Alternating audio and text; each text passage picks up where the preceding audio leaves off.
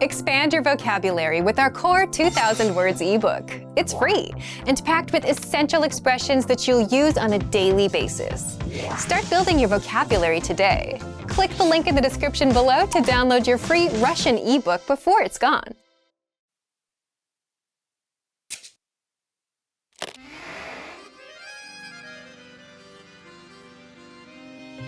Welcome to RussianPod101.com's Русский язык за 3 минуты. The fastest, easiest and the most fun way to learn Russian. Привет, меня зовут Светлана. Очень приятно. Hi, I'm Svetlana. Nice to meet you. In this series, we're going to learn basic Russian expressions. It's super easy and it takes only 3 minutes. In this lesson, you are going to learn how to introduce yourself in Russian. There are a few ways to do so, depending on how formal you want to be. Let's first take a look at an informal way to introduce yourself in Russian. It's very short and simple. Привет, меня зовут Светлана. Очень приятно. Hi, I'm Svetlana. Nice to meet you. Привет, меня зовут Светлана. Очень приятно. Start with the greeting «Привет». Then you introduce yourself by saying «Меня зовут» and then your name «Меня зовут Светлана». Finally say «Nice to meet you». The simplified and very casual phrase for it is «Очень приятно». The whole phrase will be «Привет, меня зовут Светлана. Очень приятно». Now let's take a look at more formal version for greeting and self-introduction. It's a bit longer than the previous one. You ready? Here we go. Здравствуйте, меня зовут Светлана. Приятно познакомиться. Hello, my name is Svetlana. It's a pleasure to meet you. Здравствуйте, меня зовут Светлана. Приятно познакомиться. What has changed from the previous introduction? Let's take a closer look at these together. First, we changed the greeting word «привет» to «здравствуйте». It's very formal and official greeting which can be used any time of the day, morning, afternoon, evening, or even at night. Luckily, the phrase you use to introduce your name stays the same. Меня зовут Светлана. Next, after giving your name, you say «приятно познакомиться». It's more formal, but can be used in informal greeting as well. It literally means it's a pleasure to meet you. Once more, the formal way to introduce yourself is «Здравствуйте, меня зовут Светлана. Приятно познакомиться». In the sentence «Меня зовут Светлана», «меня» is myself, and «зовут» is to be called. So the literal translation is I'm called Svetlana. Unlike English, where I would say, my name is Svetlana, in Russian we basically say, somebody calls me Svetlana. Interesting, huh? Now it's time for Svetlana's tips. It's common to shake hands both when you greet somebody and leave them in Russia. Handshaking is more common for men, but women also practice it a lot lately. And don't forget direct eye contact. It's very important in Russia. Good friends usually give hugs and kiss each other on the cheeks 3 times. Okay, that's it for this lesson. Do you know how to say thank you in Russian? You'll learn how to say this and many other words in next lesson. Пока-пока! До скорых встреч! See you soon!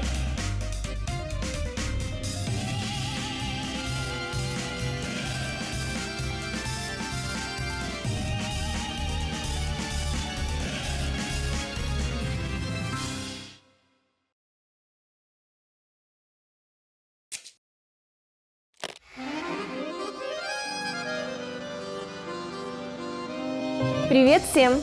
С вами Светлана. Hi everybody, I'm Svetlana. Welcome to RussianPod101.com's Русский язык за 3 минуты. The fastest, easiest and the most fun way to learn Russian. In the last lesson, we learned how to introduce ourselves in Russian. Today we are going to learn how to use good manners as we thank people. Готовы? Are you ready? Поехали! Then let's start. There are several ways to thank people. Let's start with the most common phrase «спасибо». Спасибо. Спасибо means thank you. To say thank you very much, you just need to add большое. Большое спасибо. Большое спасибо. Большое means big.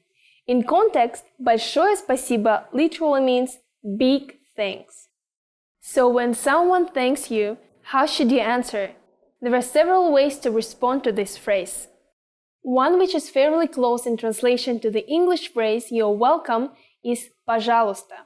It's very common in Russia, but we also use another phrase quite often, "не за что," which means not at all. The word "пожалуйста" means something like please in English. Пожалуйста. In English, it sounds a little bit strange to say please when somebody thanks you, right? But by using this word, you're indicating that you are pleased to be helpful. Не за что means more or less the same thing as пожалуйста, but offers a little more courtesy. Say не за что. Не за что.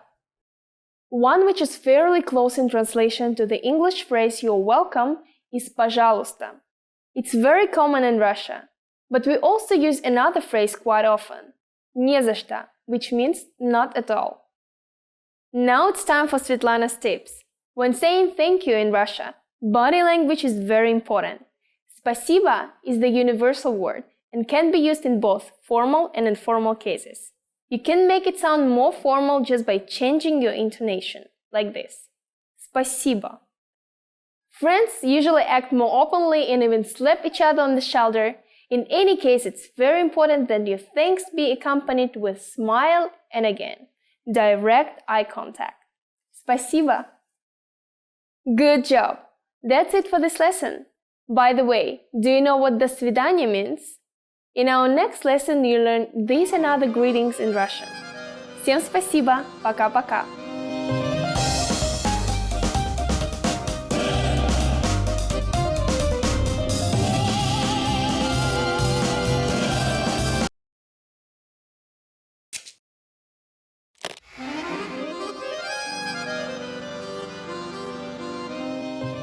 Привет всем! С вами Светлана. Hi everybody, I'm Svetlana. Welcome to RussianPod101.com's Русский язык за 3 минуты. The fastest, easiest, and the most fun way to learn Russian. In the last lesson, we learned how to express gratitude with спасибо. In this lesson, we'll learn some of the most common greetings you'll use in Russian. Готовы? Are you ready? Поехали! Let's start. The most used informal greeting is Привет. Привет. Привет means hi or hello. We use this greeting when we meet friends, cousins, or close relatives. Please keep in mind that it's a very informal greeting. If you're not close to someone or he or she is older than you, you should not use this word. Here's a more formal way to greet people. Здравствуйте. Здравствуйте. This is a very formal greeting that can be used any time of the day. As a variation, здравствуй can also be used. This is still a little casual, but much more formal than привет. Здравствуйте is actually a variation of здраво желаю, meaning I wish you health. So здравствуйте literally means I wish you to be healthy. Здравствуй. Russian also has equivalents to the English good morning, good afternoon, and good evening. They are доброе утро, добрый день, добрый вечер. They are similar to здравствуйте in politeness and formality. However, remember to use them at the proper time depending on whether it's morning, afternoon, or evening. Доброе утро, which means good morning, is usually used before 12 p.m. Доброе утро. The word добрый means kind. Russians don't say good morning, they say kind morning. The word утро means morning. So literally this phrase means kind morning to you. Very sweet. Добрый день can either mean good afternoon or good day. Since the word здравствуйте can be used at any time of the day, we will hear it more than добрый день. But it's still a phrase you should learn. Добрый день. The final greeting is добрый вечер, and we usually use it after 6 p.m. The word вечер literally means evening. Kind evening to you. Добрый вечер. Very easy, right? The usual way to say goodbye in almost any situation is «До свидания», which literally means till the next meeting. До свидания. If you're on casual terms with somebody, you may also use «пока», which means bye or see you later. Пока. The phrase you use when leaving someone in the evening or just before bed is «спокойной ночи». This phrase works both for formal and informal situations. «Спокойной ночи». You can now greet people in many different ways in Russia. Congratulations! Now it's time for Svetlana's tips. As I mentioned in our first lesson, Russians commonly greet each other by shaking hands or slightly nodding the head. What I want to add to this is that Russians are very superstitious people, so we never shake hands over the threshold between rooms. It's considered to be unlucky. So always go into the room first before shaking hands. Women usually kiss each other on the cheek 3 times, starting with the left cheek. Men hug and pat each other's backs. In the next lesson, we'll learn the meaning of the phrase «Извините, вы говорите по-английски?» Do you already know it? I'll be waiting to tell you about it in our next «Русский язык за 3 минуты» lesson. Пока-пока. See you!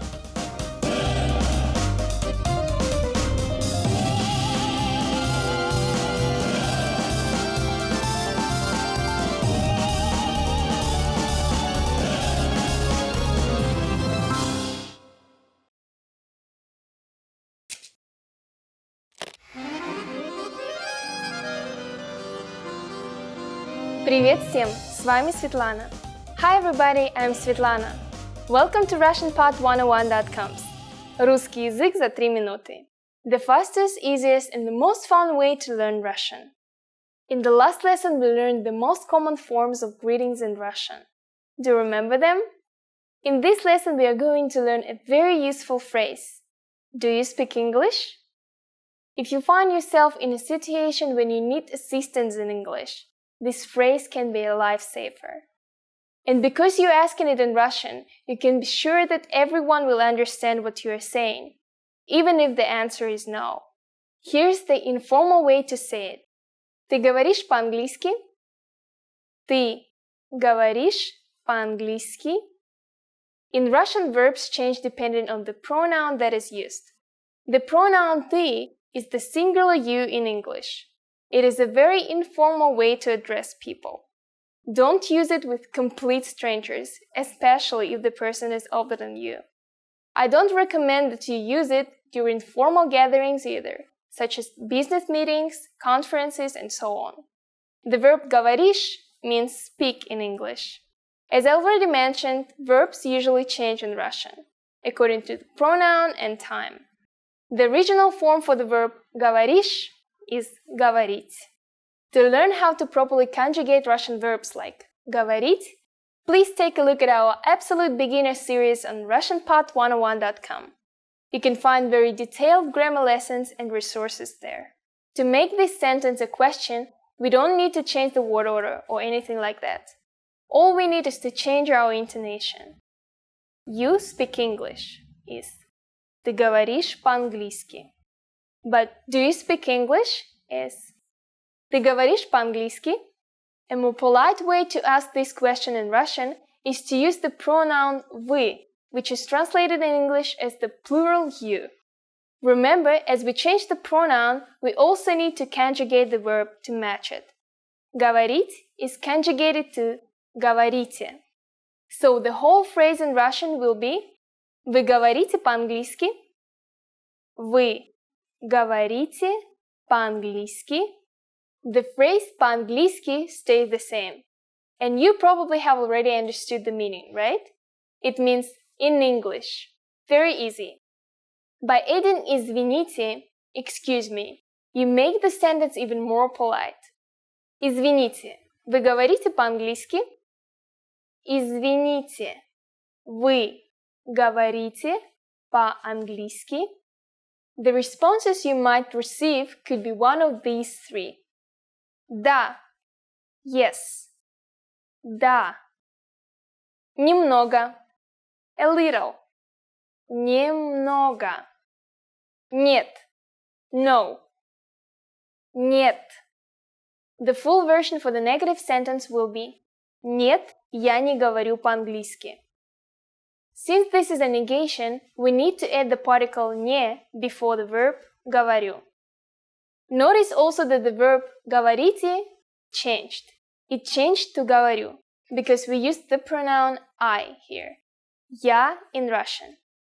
Thus the phrase I do not speak English is Я не говорю по-английски.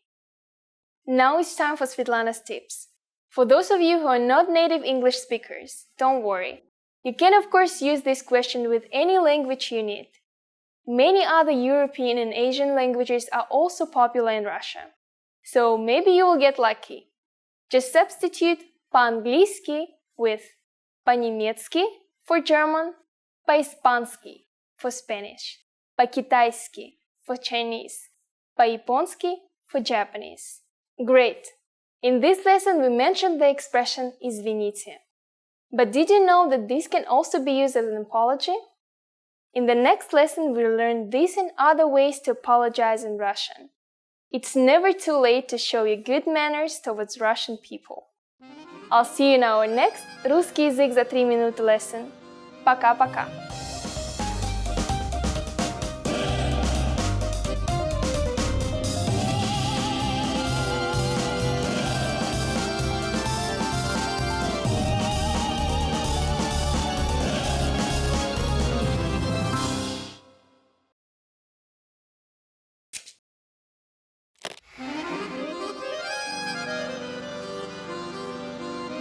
Привет всем! С вами Светлана. Hi everybody, I'm Svetlana. Welcome to RussianPod101.com. Русский язык за 3 минуты. The fastest, easiest, and the most fun way to learn Russian. In the last lesson we learned the phrase «Извините, вы говорите по-английски?» Excuse me, do you speak English?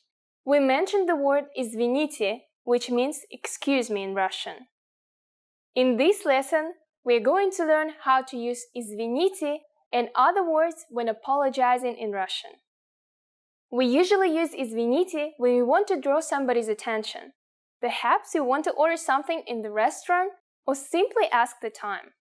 For example, извините, который час? Excuse me, what time is it? The other meaning of извините is to say I'm sorry for something you've done or haven't done. The word извините derives from the word вина, which means guilt in English. You use it when you feel guilty for bothering somebody or causing some problem. The word извините is used in its formal polite form. The informal version for it is извини. It can also be used in 2 ways as mentioned, but is mostly used in the sense of regret and apology. Извини refers to the informal pronoun you in its singular form. In other words, you would use it when speaking to a person you would address with the pronoun ты.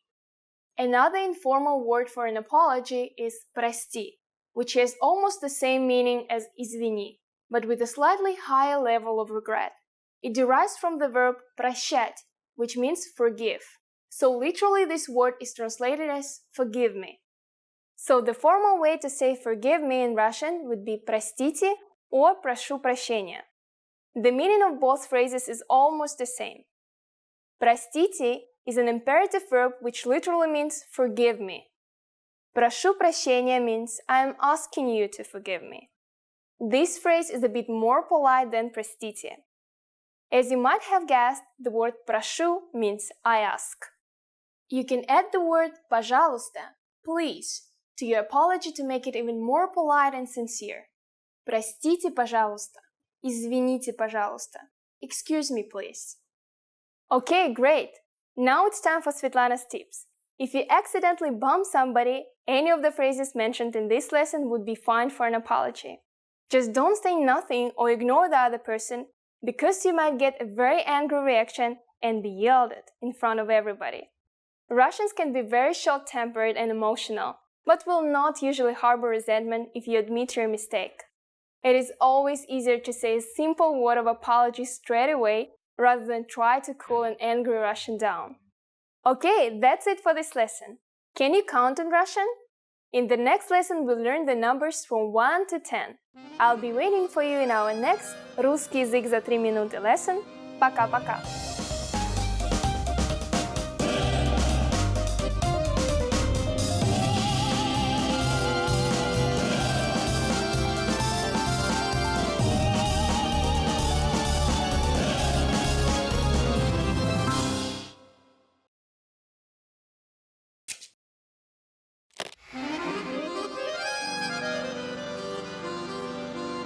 Привет всем! С вами Светлана. Hi everybody, I'm Svetlana. Welcome to RussianPod101.com's Русский язык за 3 минуты. The fastest, easiest, and the most fun way to learn Russian. In the last lesson, we learned some words used when apologizing in Russian, including извините and простите. In this lesson, we are going to learn numbers in Russian. Yes, numbers, числа, from 1 to 10. And you're going to learn them in only 3 minutes. 3 минуты. Are you ready? Let's start.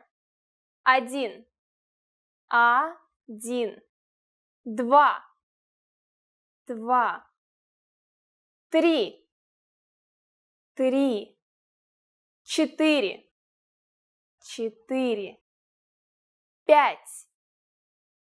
Пять. Шесть. Шесть. Семь. Семь. Восемь. Восемь. Девять. Девять. Десять. Десять. Okay, now repeat after me.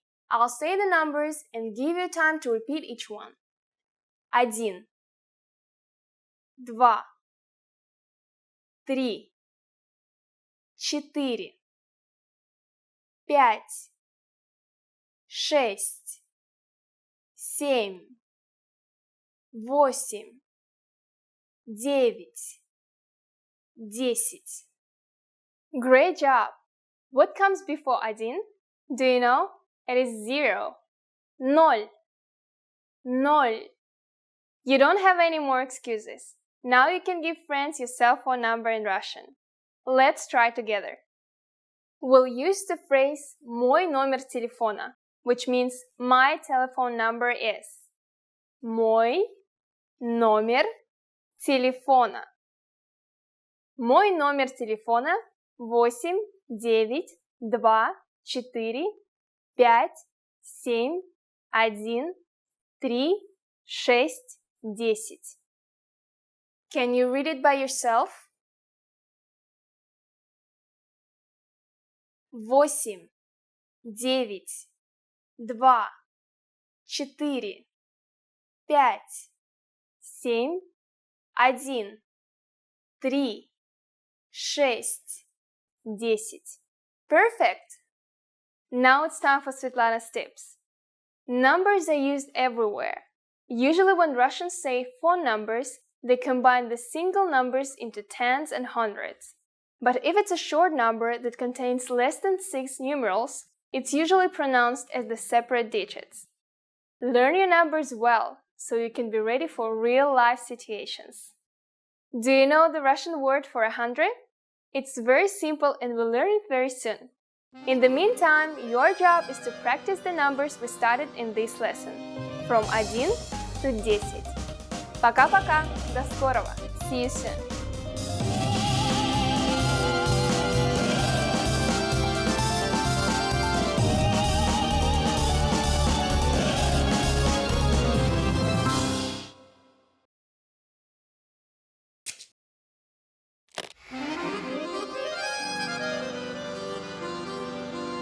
Привет всем! С вами Светлана. Hi everybody, I'm Svetlana. Welcome to RussianPod101.com's Русский язык за 3 минуты. The fastest, easiest, and the most fun way to learn Russian. In the last lesson, we learned the numbers from 1 to 10. Do you remember them? I'll remind you. 1, 2, 3, 4, 5, 6, 7, 8, 9, 10. And now let's continue from 11. 11. одиннадцать, двенадцать, двенадцать, тринадцать, тринадцать, четырнадцать, четырнадцать, пятнадцать, пятнадцать, шестнадцать, шестнадцать, семнадцать, семнадцать, восемнадцать, восемнадцать, девятнадцать, девятнадцать. And finally we have двадцать. Двадцать. Okay, now repeat after me. I'll say the numbers and give you time to repeat each one. 11, 12, 13, 14, 15, 16,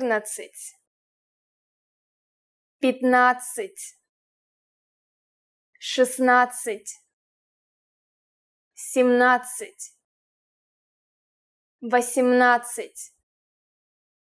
18, 19, 20. These numbers may seem harder to remember and pronounce than those in the previous lesson, but as you have probably noticed, the endings are the same. Нацать. The suffix цать is the modified word for 10. 10. Цать. Counting from 15 till 19, you simply eliminate the last letter from the original word and add нацать. In the case of 14, you eliminate the letter ye. Let's not stop at 20. Let's learn how to count up to 100. First, I'll give you the tens. 30, 30, 40, 40, 50, 50, 60, 60, 70, 70, 80,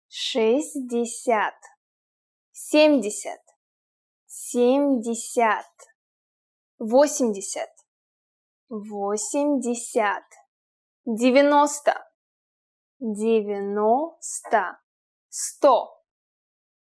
100. Remember I told you that the suffix цать means 10? Well, we have another modification for 10.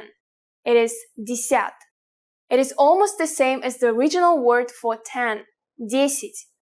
In most cases, you simply add the number in front of it to multiply it by 10. 8, 8, plus десят, 10, is 80, 80. Easy! The word for 100 is also super easy. It's 100. I don't think you'll have any problems with this one. The last thing to learn today is how to form compound numbers above 20. Just take the tens and simply add the numbers you learned in the previous lesson. Let's try it out. How would you say 56 in Russian? Let's take it step by step. 50 is 50, and then add 6, 6, 56. It's done. Very easy, right? Let's make another number. For instance, 23. Take 20, 20, and add 3, 3. So we get 23. See? After only 2 lessons, you are now able to count to 100 in Russian. In the next lesson, we are going to put your number knowledge to use. Do you think you can go shopping in Russia now? If not, I'll be waiting for you in our next «Русский язык за 3 минуты» lesson. Пока-пока! До скорого!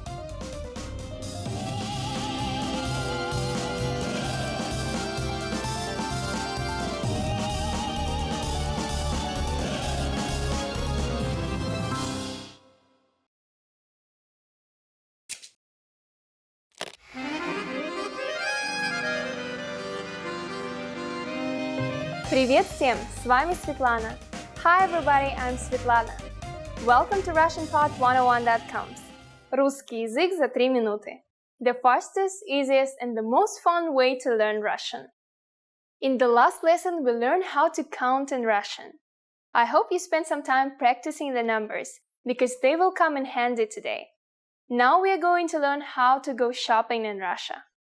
So you see something you like, and you want to ask the shop assistant how much it is. The first thing to say is «Извините». Do you remember the meaning? Right. Excuse me. Извините, сколько это стоит? Извините, сколько это стоит? Let's break it down to work out the meaning of these new words. Сколько means how much or how many. As you can see, it can be used both with countable nouns like people and uncountable nouns like time. The next word is это, which means this or that. And the last one is стоит, cost. If you want to be more specific when asking how much is this and refer to a certain type of object, you just need to drop the word это and place the object after the verb стоит. For example, сколько стоит хлеб? How much is the bread? Or сколько стоит мороженое? How much is the ice cream? But remember that Russian verbs change according to the noun. In this case, we have to be careful about using the nouns in plural and singular forms. For example, if we use the noun candies, which is plural, the verb will change. Извините, сколько стоят конфеты? Excuse me, how much are the candies? Извините, сколько стоят конфеты? As you might already know, the national currency in Russia is rubles, рубль, or рубли in the plural. So now let's hear the shop assistant's answer. He or she could answer by saying хлеб стоит 20 рублей, мороженое стоит 15 рублей, or конфеты стоят 50 рублей. Here comes our numbers. I'm sure you remember them and can easily understand the answer. Great job! Now it's time for Svetlana's tips. The prices in big shopping malls and department stores are mostly fixed. These shops may have some seasonal discounts or campaigns. But the prices in Russian markets, рынок or bazar, are very flexible. They really depend on your speaking and bargaining skills. People at these places are generally very open and friendly, and usually more than happy to find the most appropriate price to please both sides. He or she might even invite you in to have a drink.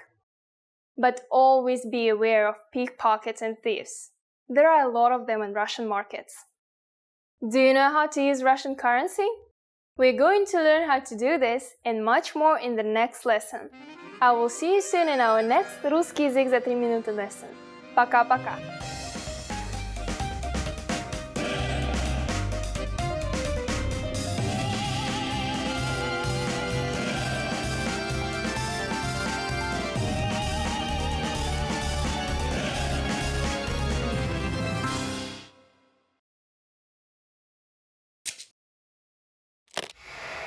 Hello and welcome to Ask a Teacher.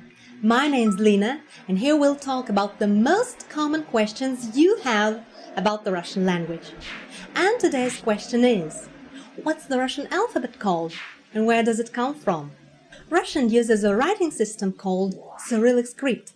Besides Russia, Cyrillic script is used in parts of Europe and Central Asia, although each country has its own modified Cyrillic script. There are 33 letters in the Russian alphabet, 10 vowels, 21 consonants, and 2 other signs, which don't have a sound on their own. What those 2 other signs do is they modify the consonant sound that comes before them.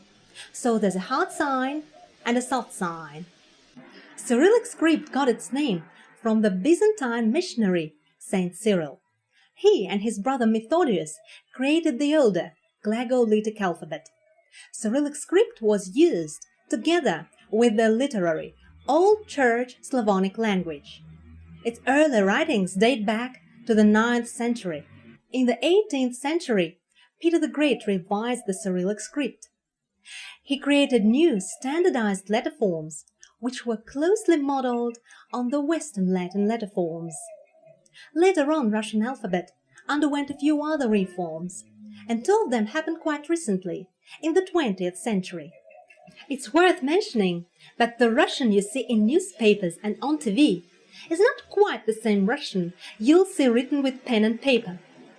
This is because Russian people often write in cursive. And just like English cursive letters may look somewhat very different from print, so do Russian letters. Keep that in mind if you see something written down that looks quite unfamiliar to you. So how was it? Pretty interesting, right? I wonder if you have more questions to ask me. Do leave them in the comments below, and I'll do my best to answer them. До встречи! See you soon!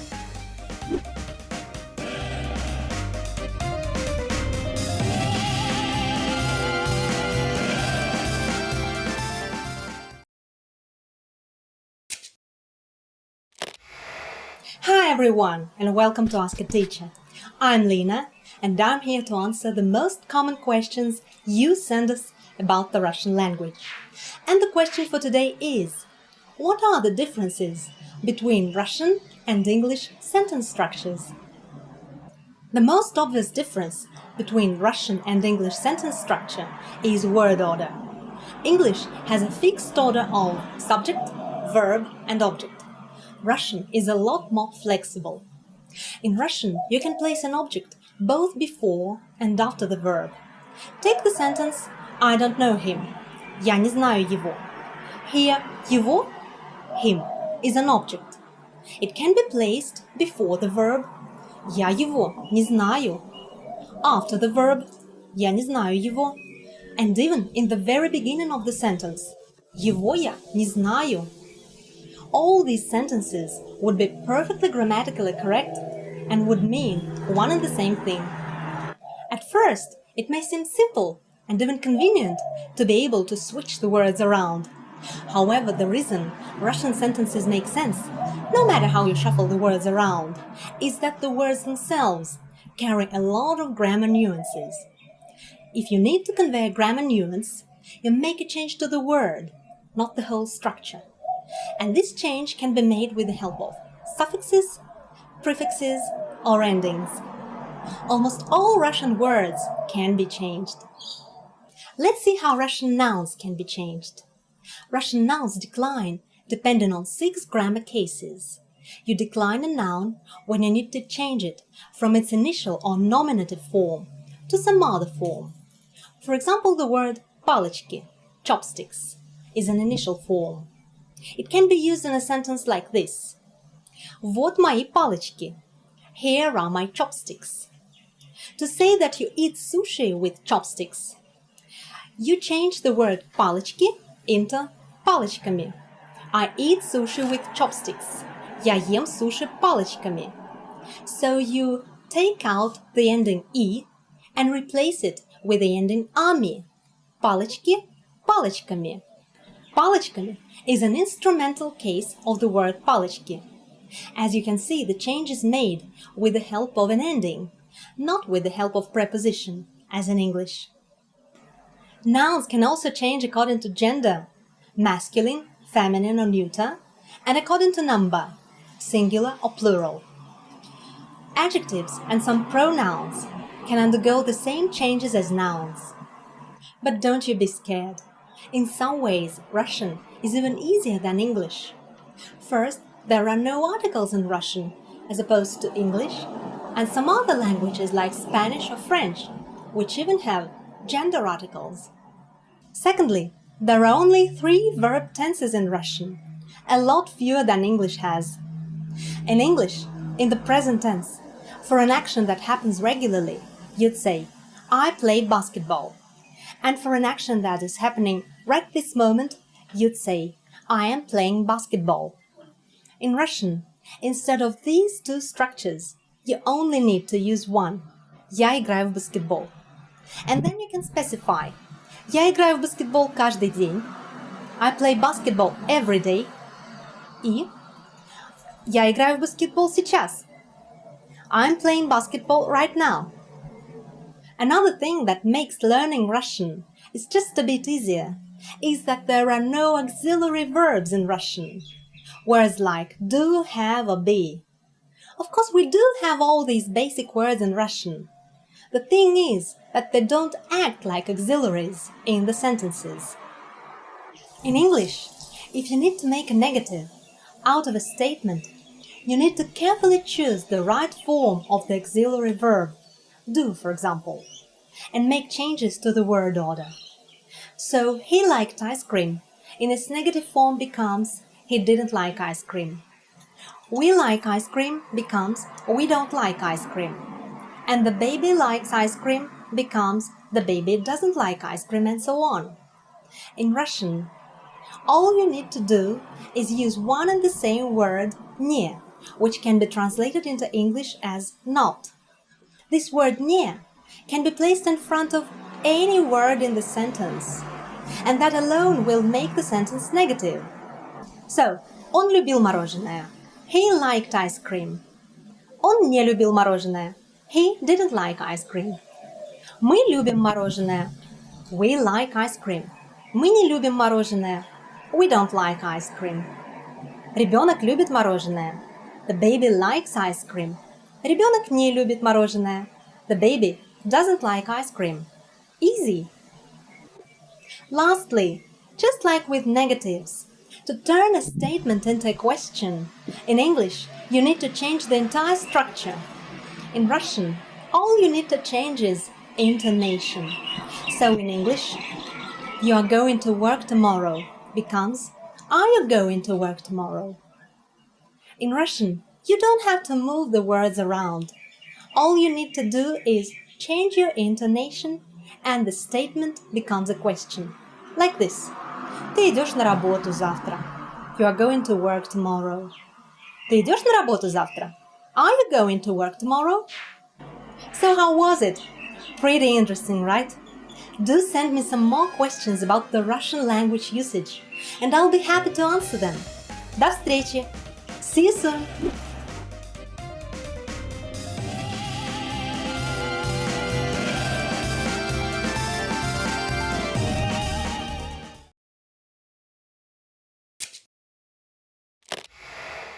Hi everyone! Lina's here. Welcome to Ask a Teacher, a place where you'll get answers to your most common Russian questions. The question for today is, can you tell us about the Russian language and where it's spoken? Sure, I can. I'm glad people ask this question before they start learning Russian. It's good to have understanding of what you're learning before jumping straight into memorizing words and phrases. Russian is an East Slavic language with over 250 million native speakers around the world. Let me give you a brief introduction of the history of the Russian language. Russian is pretty old. It goes back to around 1st-2nd centuries BC and comes from a combination of dialects from the Indo-European language family. The first origins of Russian come from Russia's literary language, Old Slavonic. Around the same time, the 1st-2nd centuries BC, the first Slavic alphabet was created by two Greek missionaries and philologists, Cyril and his brother Methodius. Later that language was split into Russian, Ukrainian and Belarusian, which you can hear spoken today. Later, in the 17th, 18th centuries, Peter the Great played a big role in the formation of the modern-day Russian by combining its Slavic written language with Russian everyday spoken language. Russian is not only the official language of Russia, but also of many other post-Soviet countries, such as Belarus, Kazakhstan and Kyrgyzstan. It's also widely spoken in the Ukraine, Moldova, the Baltic states, and many other former Soviet Union countries. As you can see, learning Russian doesn't limit you to Russia only. It opens up new opportunities to speak to other people from many different countries. Pretty interesting, right? Do you have any more questions? Please leave them in the comments below, and I'll try to answer them. До встречи! See you soon!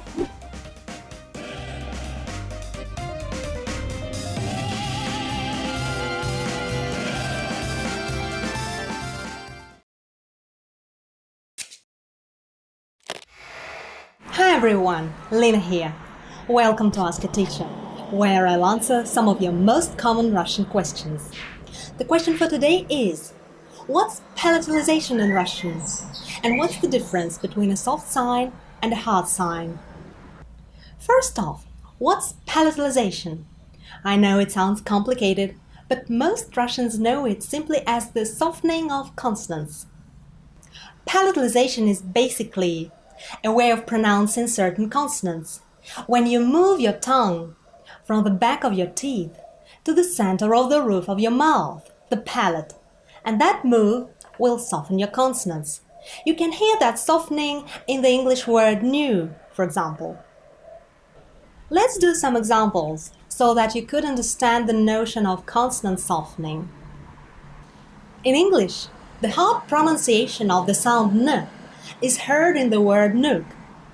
When you pronounce the word nook, the tip of your tongue is right behind your upper teeth.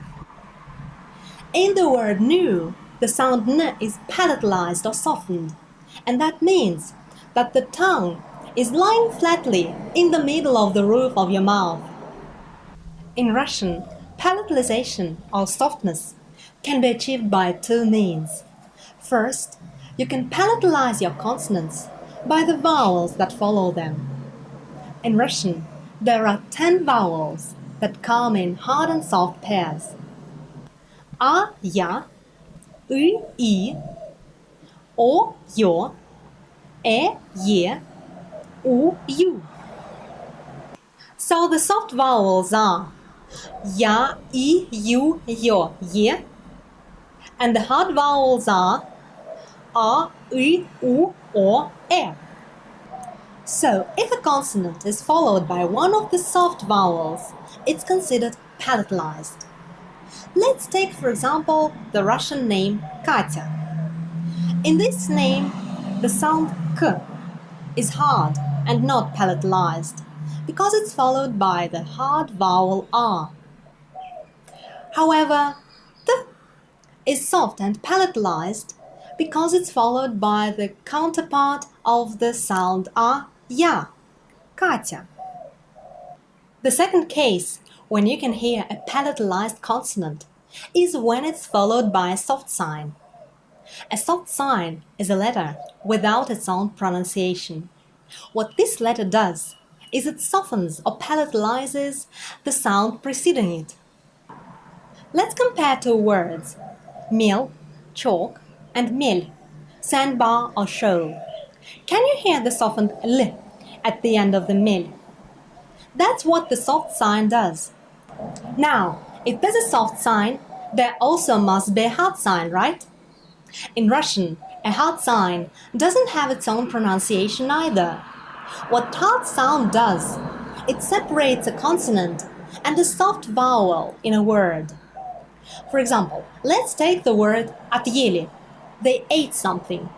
If we didn't have a hard sign between the sounds t and ye, we would end up with the word отели, which sounds different and means hotels. Well, how was it? Pretty interesting, right? Do you have any more questions to ask me? Leave them in the comments below, and I'll do my best to answer them. До встречи! See you soon!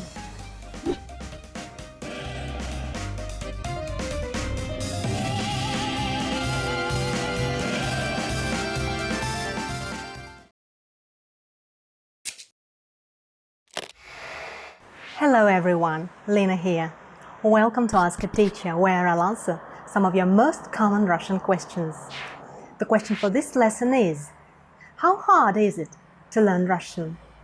The Foreign Service Institute, or FSI, created a scale to show how long it takes to get to professional level proficiency in speaking a foreign language for a native English speaker. Russian is a Category 3 language. That means it has significant differences from English.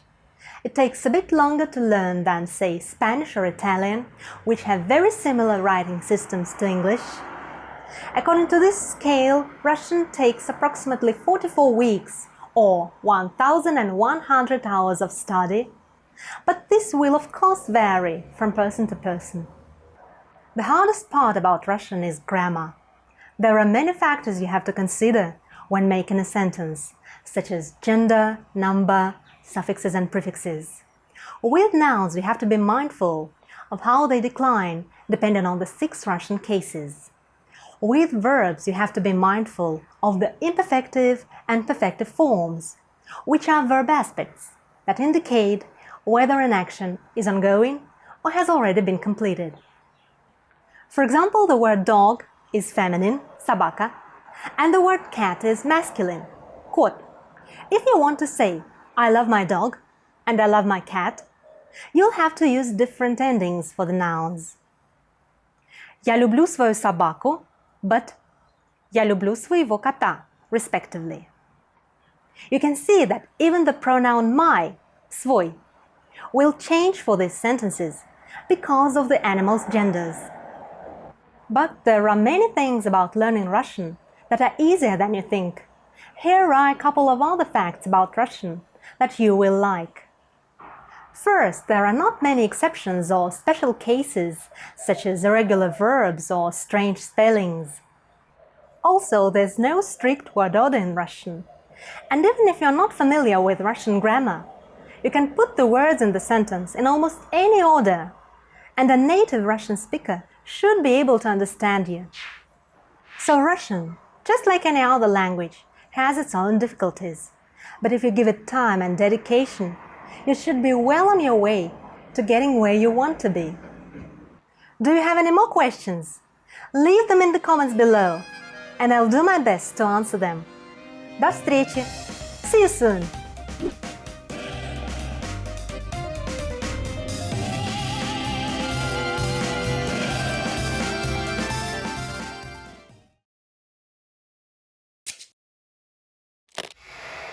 Hi everyone, Lena here.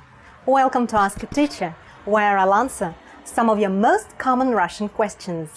The question for this lesson is, what is verb conjugation and what to consider when conjugating a verb? Verb conjugation is a change in the form of the verb depending on the number and person.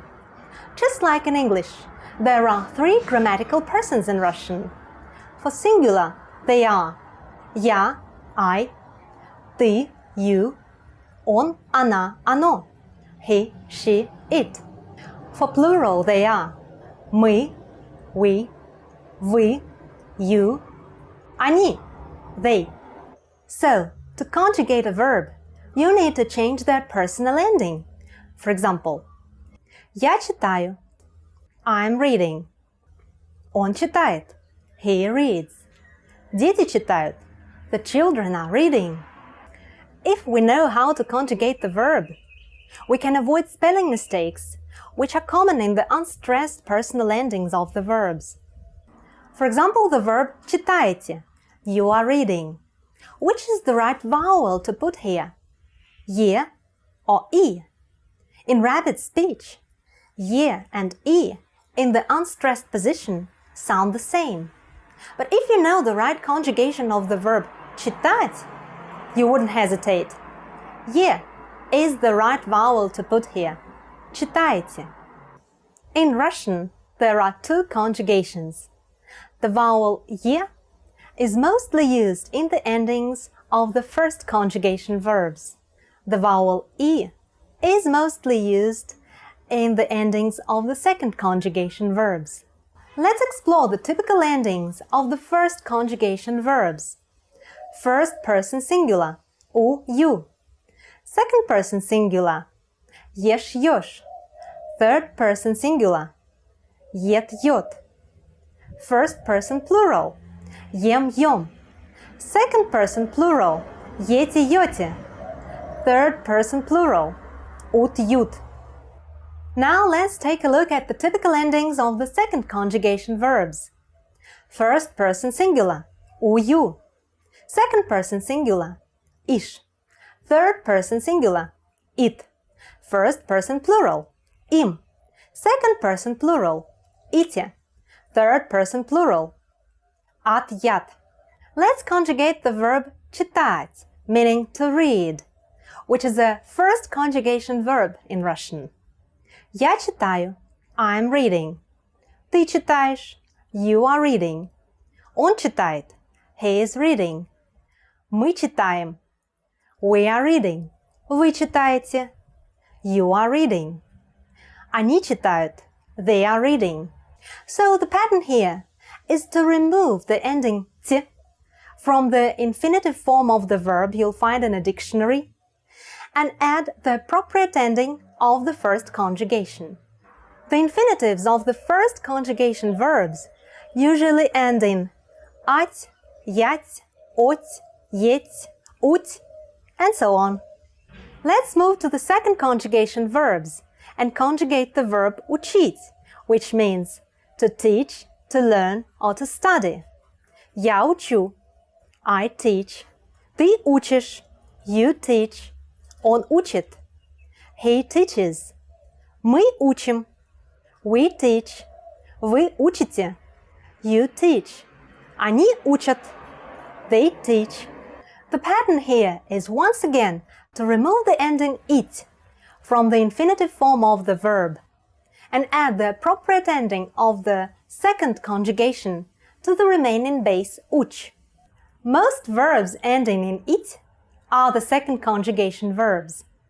There are a few exceptions, such as the verbs брить, to shave, and слышать, to hear. Now you can easily conjugate the verbs by looking up their infinitive forms in the dictionary and making changes to the endings. The verbs in different aspects and moods conjugate in the same way. For example, if you come across the verb прочитаете, you shouldn't be confused by the prefix про in front of the verb читаете.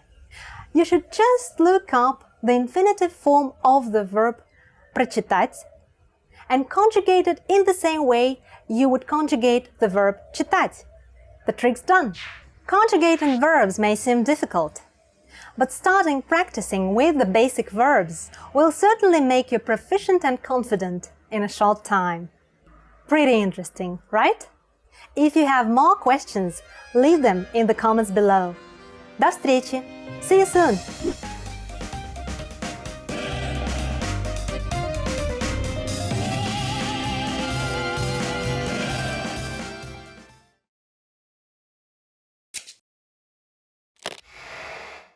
Hi everyone, Lina here. Welcome to Ask a Teacher, where I'll answer some of your most common Russian questions. The question for today is, how to tell the gender of a noun? In Russian, the gender of nouns is determined by the endings, suffixes, and some other indicators. However, you can accurately tell the gender of a noun only if it's in a singular number of the nominative case. Let me try to explain to you how it all works. Masculine nouns, names included, usually have at their end either a consonant, including y, or a soft sign, which, as you remember, doesn't have a sound of its own. For example, круг, circle, гость, guest, чай, tea, Ivan, that's a Russian male name. It's important to mention that diminutive or short Russian male names usually end in a vowel, in either a or ya. For example, the diminutive of the name Anton is Antosha. The diminutive of Dmitry is Dima. The diminutive of Mikhail is Misha. And diminutive of Ivan is Vanya. Feminine nouns, names included, usually end with either a vowel or a soft sign. For example, книга – book, земля – land, мать – mother, Елена – that's a Russian female name. And feminine nouns usually have the suffix ost. Радость – happiness, верность – loyalty, честность – honesty. Finally, neuter nouns have vowels o, ye, and yo as their endings. For example, окно, window, зелье, potion, ружье, rifle. Certain suffixes can also serve as gender indicators. For example, the typical masculine suffixes are тель, онок, and ёнок. Строитель, builder, оттенок, tint, котенок, kitten. And now we'll talk a bit about the cases when adjectives act as nouns. The examples of this are караульный, guard, столовая, dining room, сладкое, sweets. Again, similarly to the regular nouns, such words have typical endings. The masculine ending is «ый», with the consonant at the end, караульный. The feminine ending is «ая», with the vowel at the end, столовая. The neuter ending is «оя», with the vowel «е» at the end, сладкое. You may find an etymological dictionary to be a very useful tool in mastering Russian genders. This kind of a dictionary explains the meaning and the origin of the words and has all the nouns tagged with their respective genders. Pretty interesting, right? If you have more questions, please leave a comment below. До встречи! See you soon!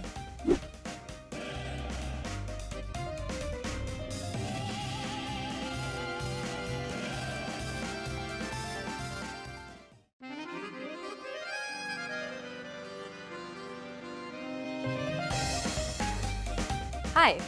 Welcome to Introduction to Russian. My name is Alicia, and I'm joined by... Hi everyone, I'm Katya. In this series, you'll learn everything you need to know to get started learning Russian. That's right, and we're here to help guide you through your journey. In this lesson, you'll learn the reasons you should start learning a new language, why you should learn Russian in particular, and how to get started. Let's begin with the most obvious question. Why learn a new language? There are countless reasons, but perhaps the biggest one of all is that it could actually change your life. Learning a new language unlocks new pathways that are off limits to you now. There are certain things that you simply cannot do without having the technical or cultural skills that come from learning a new language. Like working or living in another country. Knowing another language provides you with greater job opportunities. You have the freedom to move to another country halfway around the world and be able to earn a living, or even better yet, build a career from it, instead of just being stuck in one place. Language allows you to visit or live in places that you may never have even considered going simply because that wasn't a possibility for you. Knowing another language simply gives you more options to choose from. And learning a new language also helps you to be more open-minded and see the world from a new perspective. Language and culture go hand in hand. The world is a big place, and by broadening your understanding of other cultures, it allows you to be more empathetic and understanding of the many different ways that people live their lives. With language, you're able to see and experience more, which helps you to grow as a person. Learning a new language also improves your memory. Several studies have consistently shown that those who study another language have improved memory as opposed to those who didn't learn another language. Learning another language also keeps your brain healthy by significantly delaying the onset of Alzheimer's and dementia. This difference can be as much as 4 to 5 more years of quality life. And those are just some of the reasons you should learn another language. The list just goes on and on. Now you know the benefits of studying another language, but why should you learn Russian in particular? Everybody knows that Russia is the largest country in the world. But did you also know that Russian is one of the most widely spoken languages in the world too? Russian isn't only spoken in Russia. It's actually the official language of many other countries like Belarus, Kazakhstan, Kyrgyzstan, and the list just goes on and on. And unofficially, it's also widely spoken in Ukraine, Latvia, Estonia, and many other Slavic countries. In fact, Russian is part of the larger family of Slavic languages that are all very similar to each other, akin to super languages like Chinese and Spanish. There are around 300 million Russian speakers worldwide. And its importance as a language can be seen globally, as it's one of the official languages of the United Nations. All meetings and official documents drafted by the United Nations are spoken and written in Russian. Learning Russian also opens up many other business opportunities, as Russia leads the world in many industries, such as mechanical engineering, refining, shipbuilding, automotive, aerospace, microelectronics, and much, much more. What about the poetics of the Russian language itself? In the words of the 16th century Emperor of Rome, Charles V, I speak to God in Spanish, to friends in French, to my enemies in German, and to women in Italian. And to that, the Russian polymath Mikhail Lomonosov famously added that if he'd known Russian, he could speak to all of the former, because Russian has the grandeur of Spanish, the vivacity of French, the strength of German, the gentleness of Italian, and in addition to that, the wealth and brevity of Latin in Greek. Indeed, Russian is one of the most interesting languages in the world. It's the king of Slavic languages. It's been said by language learners that if you learn this language, you can easily learn any other language in the world, no matter how difficult it may seem. Okay then, we've talked about why you should start learning a language and why you should start learning Russian in particular, but how should they get started, Katya? Well, it's as simple as learning your first word in Russian and building up from there. The good news, though, is that you already know some Russian. Respect, fail, good. As you can see, Russian is much closer to English than it seems initially, because it has had ties to English and English expressions for some 200 years. Let's teach you something that you might not know. Здравствуйте. This is a common Russian greeting that roughly translates to hello or how are you? Здравствуйте. That's a useful phrase. Can you explain a little bit about what these symbols are, though? Sure. Much like how English uses the Latin script in its writing, Russian uses another type of script called the Cyrillic script, and those symbols are actually letters of the Russian alphabet. And similar to English, one letter usually corresponds to one sound in Russian. We'll introduce you to the writing system in episode 4 of this series. For now, let's put up some Roman transcription so you can follow along. Здравствуйте. Repeat after Katya.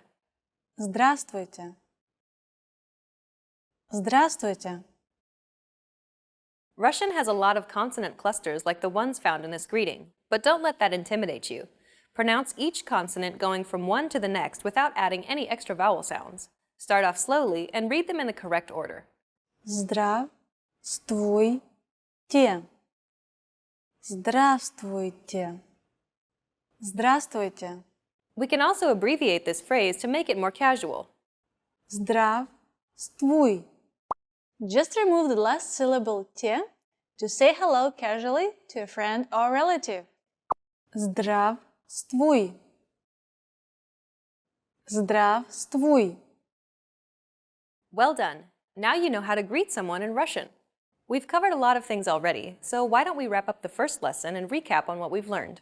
In this lesson, you learned that studying another language has many benefits, such as providing new job and business opportunities. Russian is spoken by hundreds of millions of people worldwide and is one of the official languages of the United Nations. And to greet someone in Russian, it's Здравствуйте. In the next lesson, we're going to demystify Russian pronunciation by taking a look at the sounds of Russian, so be sure to watch the next video. See you in the next lesson. Bye! Bye.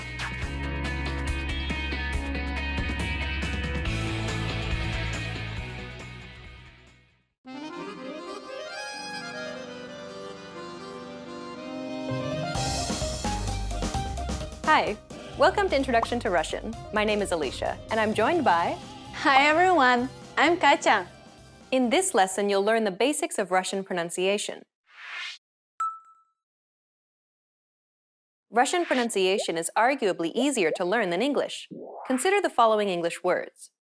The first word is pronounced colonel, not colonel. The second word is pronounced arise.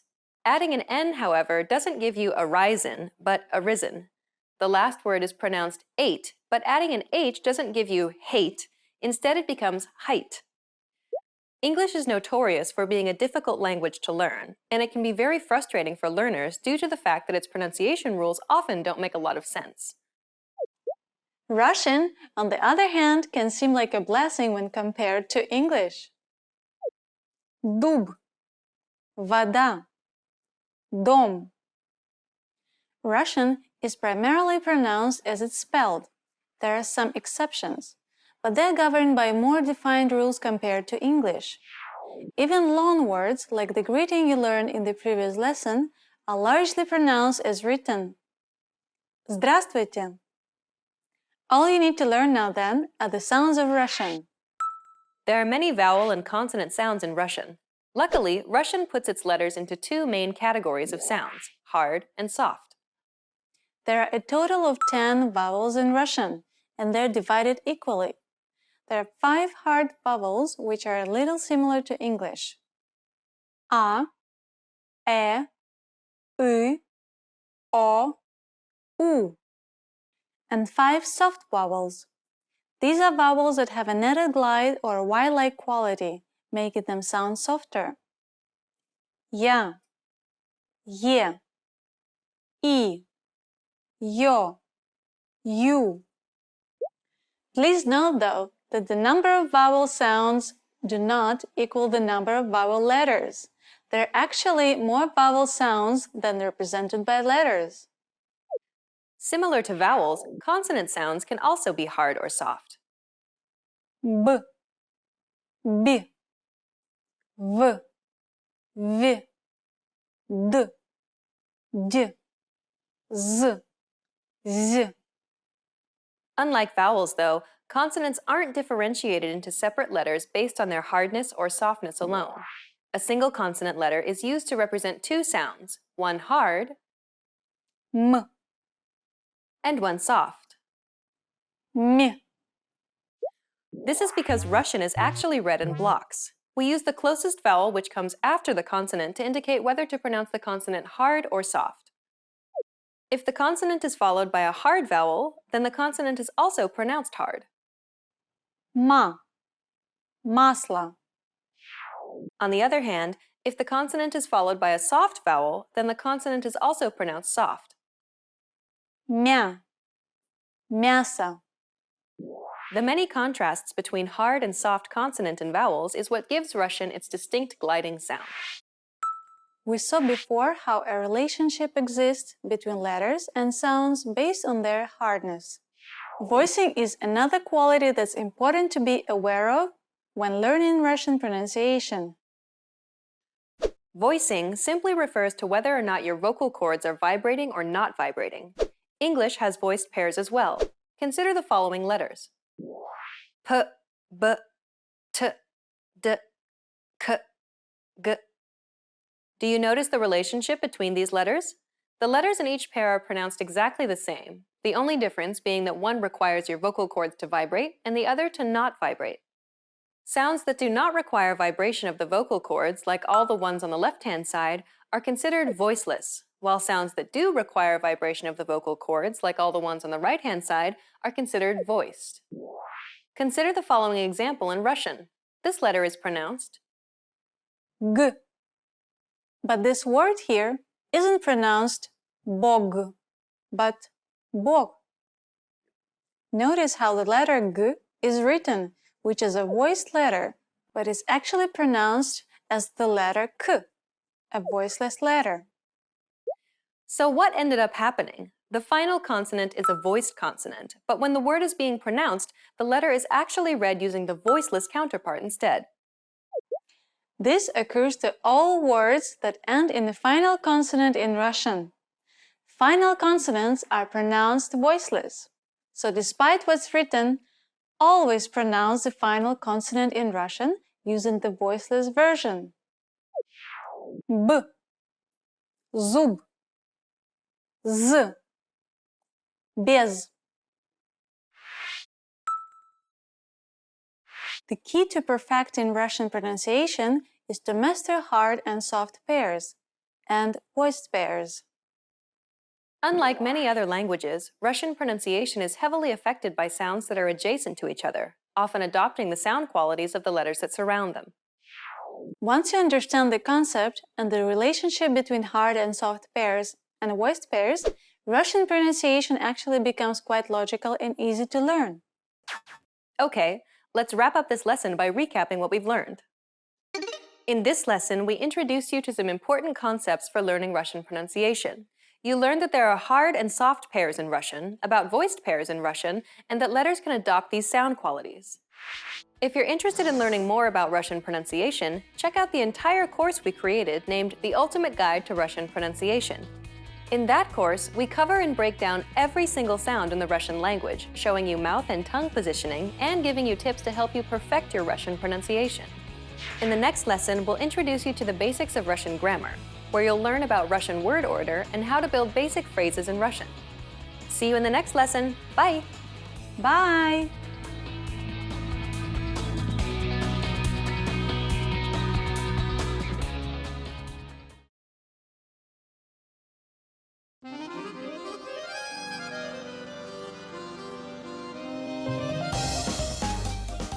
Hi! Welcome to Introduction to Russian. My name is Alicia, and I'm joined by... Hi everyone, I'm Katya. In this lesson, you'll learn the basics of Russian grammar. Word order refers to the order in which words are structured to form a sentence in a given language. Consider the English sentence, I ate an apple. But first, let's remove the article an here for simplicity, so we're just left with I ate apple. The basic word order for English is subject, verb, object, or SVO for short. If we break down the English sentence, I ate apple, we can see that the subject I is presented first, followed by the verb ate, and then finally the object apple is positioned last. This is the basic word order for sentences in English. Russian uses the same word order as English, SVO. Парень купил собаку. Парень, the subject, a guy, goes first. Купил, the verb bought, goes second. And собаку, the object dog, goes last. This means that you can create any basic sentence in Russian simply by exchanging the English words for Russian words using a dictionary and still be understood. Isn't that easy? In fact, Russian word order is much more flexible than English. Compare the following examples. Cats eat mice. If we were to swap the subject with the object, we'd get mice eat cats. As you can see, the SVO word order in English is fixed. Changing the word order changes the meaning of the sentence completely. Russian, on the other hand, is much more flexible.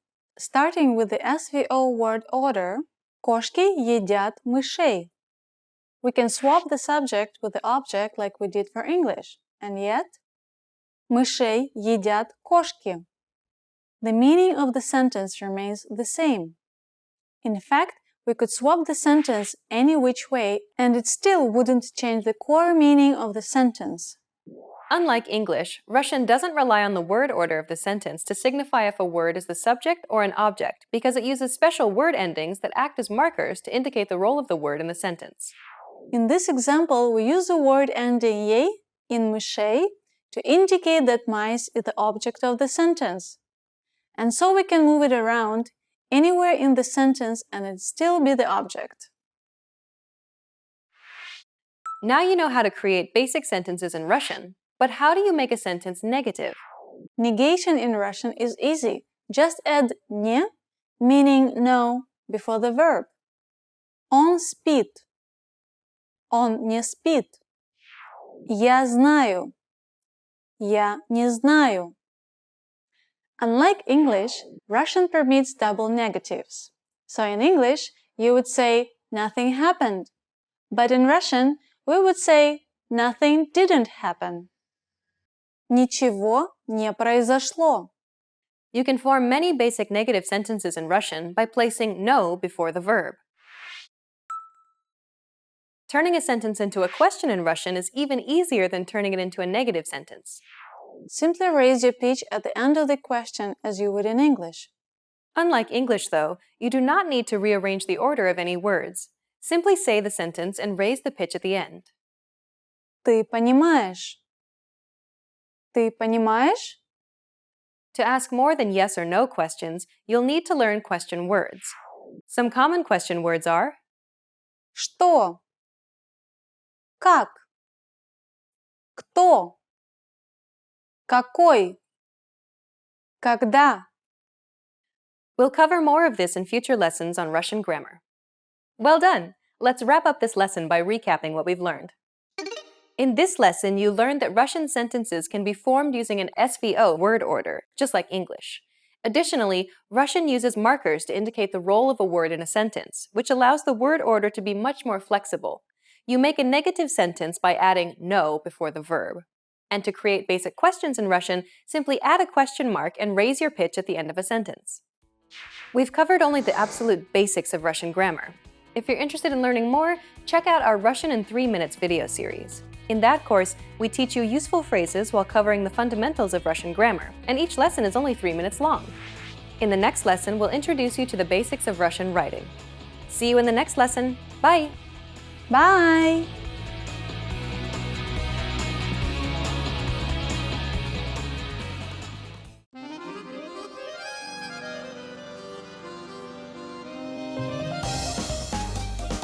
Hi! Welcome to Introduction to Russian. My name is Alicia, and I'm joined by... Hi everyone, I'm Katya. In this lesson, you'll learn the basics of Russian writing. Russian is written using letters from the Cyrillic script, one of the most widely used writing systems in the world. The Russian alphabet consists of 33 letters. These are 10 vowels. Of these, 5 are hard vowels and 5 are soft vowels. There are 21 consonants and 2 special letters which aid in designating hardness and softness. These letters do not produce sounds on their own. They merely augment the sound of a preceding letter. Like English, Russian has upper and lowercase letters. Most letters look identical to each other, and the only difference is their size. You can learn about each individual letter and get some insights into each letter and how to properly write it in our Learn Russian Writing video series. In that series, Svetlana breaks the alphabet down in the easiest way for you to learn. We'll link to this series at the end of the video. Russian is written from left to right, just like English. Also similar to English, Russian is written in cursive letters when handwritten. It's called rapid or running script in Russian because the links between cursive letters significantly increase the writing speed. Unfortunately, this increase in speed and convenience often results in the omission of the stress marks on the letter yo. It's continuously being omitted in modern-day Russian, making it look like the letter ye instead. This is convenient for those who are fluent in Russian, because words can still be understood based on context, but this can be problematic for new learners of Russian. Every sentence begins with a capital letter in Russian. Сегодня хорошая погода. Proper nouns also begin with a capital letter. Ломоносов, Москва, Днестр. Proper names are also capitalized, but only on the first letter. Индийское море, Багамские острова. If all words in a proper name are proper nouns themselves, then they'll all be capitalized. Северная Америка. Unlike English, the pronoun for you is capitalized in Russian. It's done so as a sign of respect. Вы не подскажете? The days of the week are not capitalized in Russian. Среда. Neither are months, nationalities, languages, nor the pronoun for I in Russian. Август. Эстонец. Испанский язык. Я один. Okay, let's wrap up this lesson by recapping what we've learned. In this lesson, you learned that Russian uses the Cyrillic alphabet, which consists of 33 letters. You learned that Russian has upper and lowercase letters, and that it's written from left to right. You also learned a few capitalization rules in this lesson. We've covered only a few basic things about Russian writing. Remember, you can check out our Learn Russian Writing video series as well. In that course, Svetlana breaks down the Russian alphabet, teaching you insightful things about each letter and how to write it. In the next lesson, you'll be entering Russian boot camp, where you'll learn useful beginner phrases to get you speaking Russian right away. See you in the next lesson. Bye! Bye!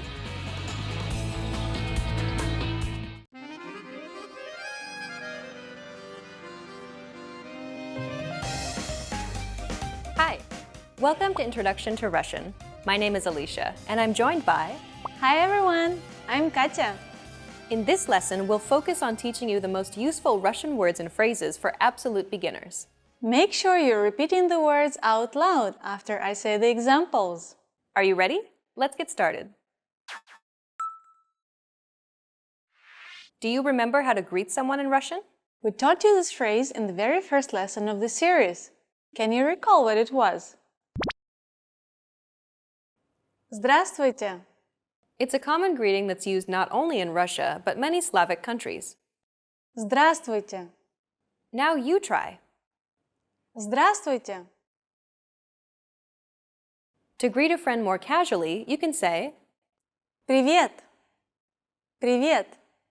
try it. Привет. To greet someone more specifically, you can say, Доброе утро, which means good morning. Доброе утро. Добрый день, meaning good day. Добрый день. Добрый вечер, meaning good evening. Добрый вечер. One of the most useful phrases to learn is one that expresses gratitude. Let's learn how to say thank you in Russian. Спасибо. Спасибо. Try it. Спасибо. This expression is derived from two words. Спаси, meaning save, and Бог, meaning God. It literally means save God, but this expression no longer has any religious connotations and is used to simply express gratitude. Спасибо. Repeat it one more time. Спасибо. The next phrase we'll teach you is perhaps the second most useful phrase of all. It's to apologize or excuse yourself. If you are apologetic for disturbing someone to make a request, you can say Извините, meaning sorry, or Извините, пожалуйста, meaning excuse me, please. Извините. Try it. Извините. Извините, пожалуйста. Извините, пожалуйста. If you want to apologize for something you've done, such as stepping on someone's toes or bumping into someone, you can excuse yourself by saying Простите, meaning forgive me, or прошу прощения, meaning I'm sorry. Простите. Try it. Простите. Простите. Прошу прощения. Прошу прощения. In this final lesson, you learned how to greet someone, express gratitude, how to excuse yourself, and to apologize. And in this series, we introduced you to the basics of Russian pronunciation, grammar, writing, and more. Let's conclude with some parting advice from Katya, and listen to some of her tips on how to learn Russian from a native Russian perspective. The sounds and pronunciation of a new language are always a huge stumbling block for new learners. I suggest getting familiar and practicing these sounds aloud from the very beginning so that you get used to Russian pronunciation. The key is to repeat them aloud. It's not enough to just sit idly expecting to improve when it comes to pronunciation. Check out our ultimate guide to Russian pronunciation to start perfecting your Russian as soon as possible. Another tip I recommend is to immerse yourself in Russian pop culture. Russians are funny people, and there are thousands and thousands of entertaining videos for you to watch online. Be entertained while familiarizing yourself with Russian mannerism, speech patterns, and intonation. Watching contemporary Russian videos, like our videos here at RussianPod101.com, will ensure that you're learning real, everyday Russian in the fastest and most effective way. You've reached the end of this Introduction to Russian course, but it's only the beginning of your journey to Russian fluency. Where do you go from here? Try our Ultimate Guide to Russian Pronunciation series to start familiarizing yourself with Russian sounds and perfect your Russian pronunciation. Or check out any of our other video series. We have many different categories for you to choose from. Good luck as you continue learning Russian, and I'll see you in another video. Bye! Bye!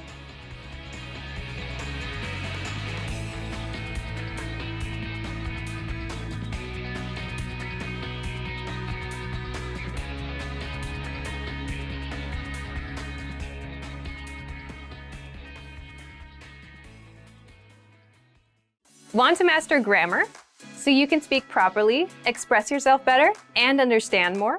In this video, I'll show you how to master grammar with our lessons and learning program. Let's begin. Number 1. Listen to the lesson conversations and explanations. In every lesson, you learn a conversation. Then, our teachers break down every word and grammar rule. So you're actually learning grammar rules in the context of conversations, and you can easily see how they're used. Once you're done, review the conversation again and again to remember what you've learned. Number 2, read the bonus explanations and tutorials. With the lesson notes, you get extra grammar explanations and examples that are not presented in the lesson. After you're done with the lesson, read the lesson notes for extra review. You can even save them as PDFs so that you can access them anytime. Number 3, leave a comment on the lesson. Once you've learned a grammar point, be sure to use it. Leave a comment in the comments section. Write some example sentences for practice. Our teachers will review your comment and give you feedback. Number 4, Unlock even more grammar lessons. If you want to find all of the grammar lessons available, visit our lesson library. Under Category, choose Grammar. You'll get all of the pathways and lessons dedicated to helping you learn and master sentence patterns and grammar points. So, if you're ready to finally learn a new language the fast, fun, and easy way, sign up for your free lifetime account by clicking on the link in the description. Signing up takes less than 30 seconds, and you'll start speaking from your very first lesson. If you enjoyed these tips, hit the like button, share it with anyone who's trying to learn a new language, and subscribe to our channel. We release new videos every week. I'll see you next time. Bye!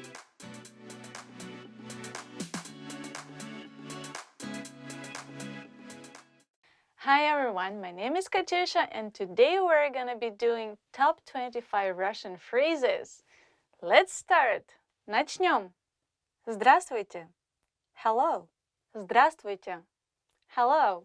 For example, Здравствуйте! Не подскажете, как пройти в библиотеку? Hello! Could you tell me how to get to the library? We also have another phrase for hello, which is informal and sounds like Привет! Привет! Привет! Hello! Доброе утро! Good morning! Доброе утро! Good morning! Whenever you wake up, you just go Доброе утро or Доброе утро. Доброе утро. Sounds like that, okay? Добрый день. Good afternoon. Добрый день. Good afternoon.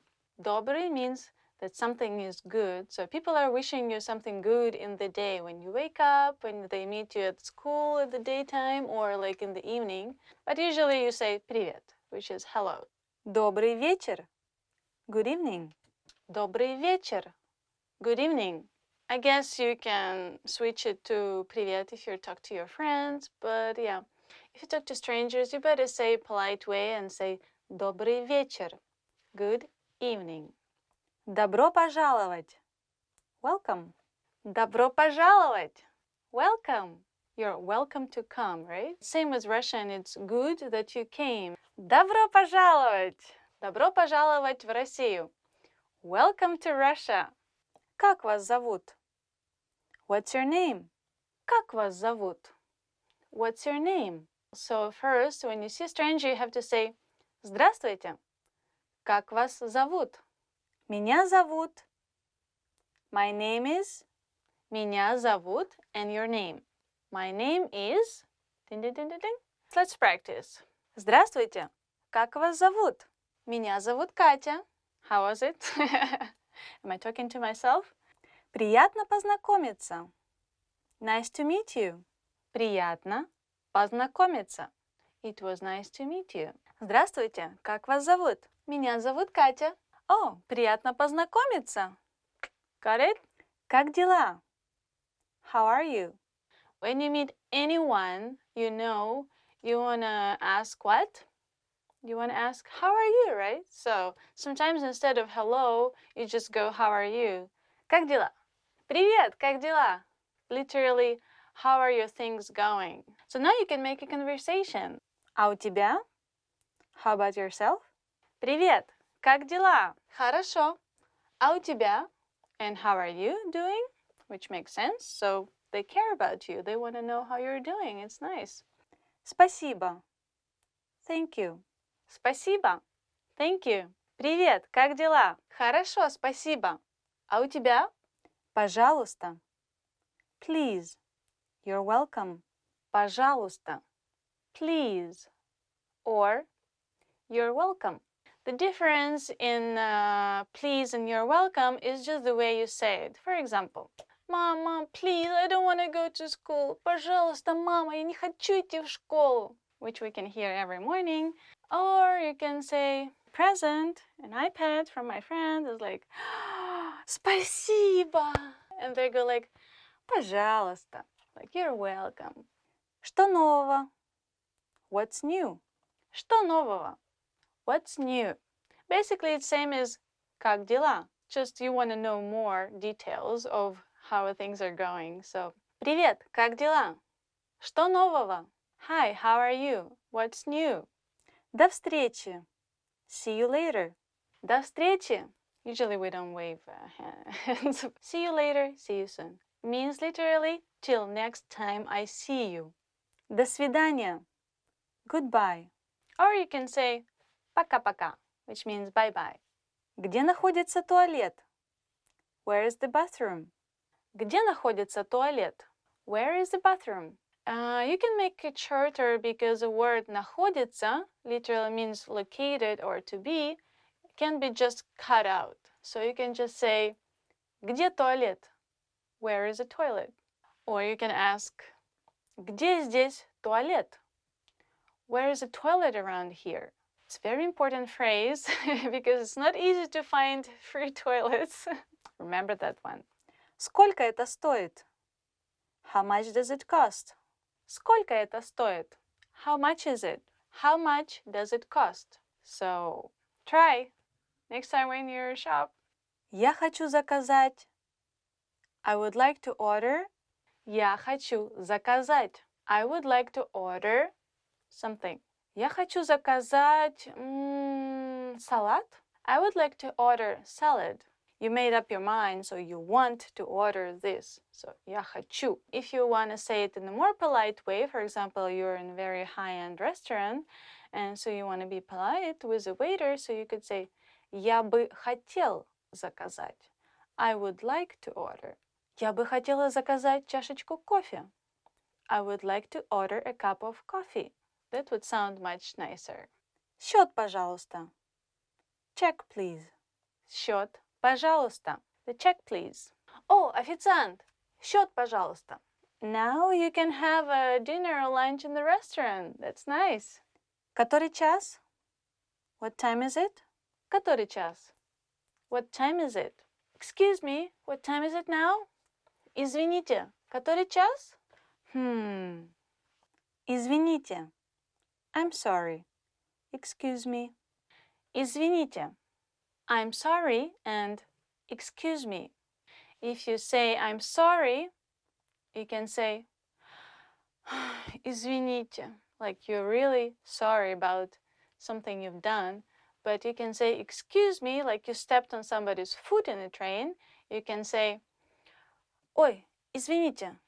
Хорошо. Good. Okay. Хорошо. Okay. Good. When somebody asks you, how are you doing? Как дела? You can say, хорошо, спасибо. I'm good, thank you. Помогите. Help. Помогите. Someone. Help, help, help me, somebody. Помогите.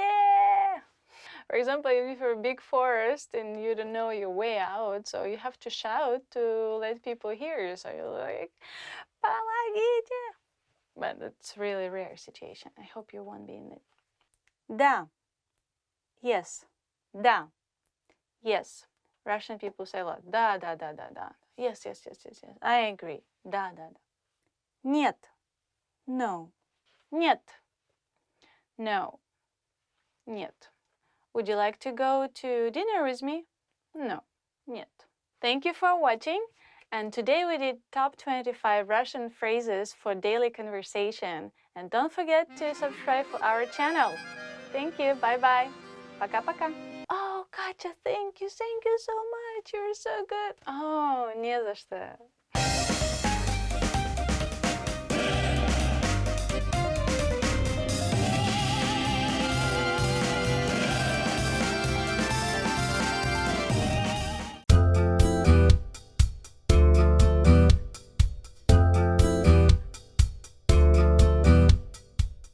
Hi everyone, I'm Anastasia Komarova. Всем привет! Меня зовут Анастасия Комарова. Welcome to the Russian whiteboard lessons. So, today in this lesson, you will learn how to ask and give simple directions in Russian. Let's get started. Поехали!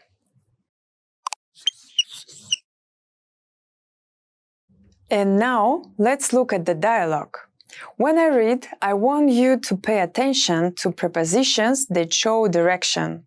Find these prepositions and see how it's used in the dialogue. Imagine that you are lost or can't figure out how to find a building, place, or some object you need. Где находится библиотека? Где находится библиотека? Where is the library? Библиотека находится перед школой. Библиотека находится перед школой. The library is in front of the school. The question: где находится библиотека? Где? Where? Находится. Is. Библиотека. The library. The answer: библиотека находится перед школой. Библиотека. The library. Находится. Is. Перед. In front of. Школой.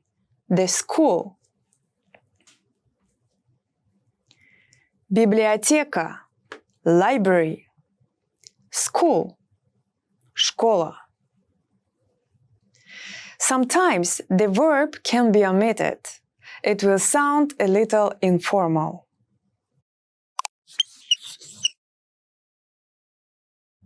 Now, let's look at the sentence pattern. This pattern was the structure that our dialogues followed.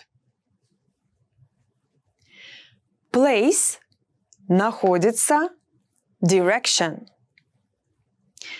Place is direction. For example, например, библиотека находится, direction. The library is direction. The words that we use for asking and giving simple directions: находится, лежит, is.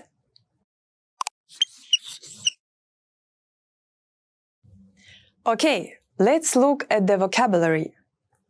And the first one is перед. In front of. Перед. Перед. Next one. Позади. Behind. Позади. Позади. Next one. Рядом с. Next to. Рядом с. Рядом с. Next one. Далеко от. Far away from. Далеко от.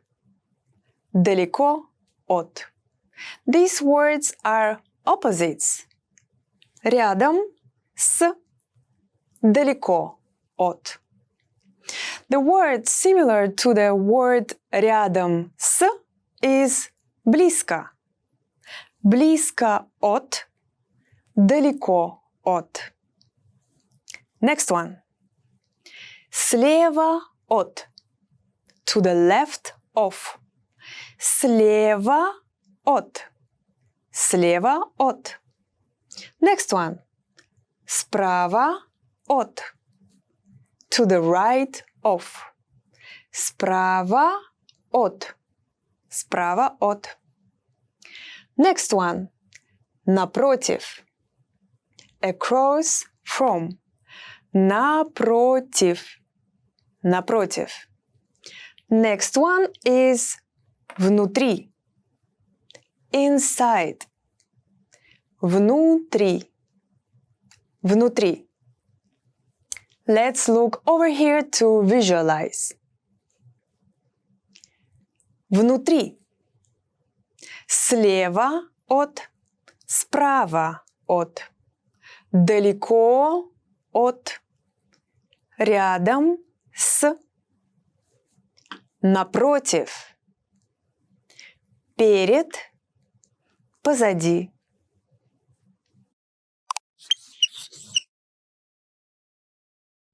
Okay, now let's look at some speaking examples. Я живу далеко от тебя. I live far away from you. Я живу далеко от тебя. Живу. Live. Next one. Яблоко лежит рядом с бананом. The apple is next to the banana. Яблоко лежит рядом с бананом. Лежит is. Next one. Банк находится напротив парка. The bank is across from the park. Банк находится напротив парка. Находится is. Банк the bank. Парк the park. And again, let's use the map. Я живу далеко от тебя. Яблоко лежит рядом с бананом. Банк находится напротив парка.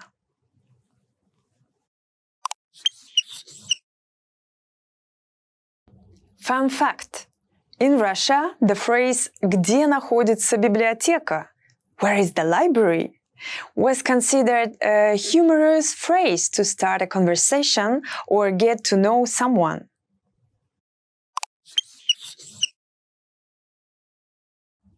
Do you remember how to say in front of? Перед. Перед. And how to say behind? Позади. Позади. And how to say next to? Рядом с. Рядом с.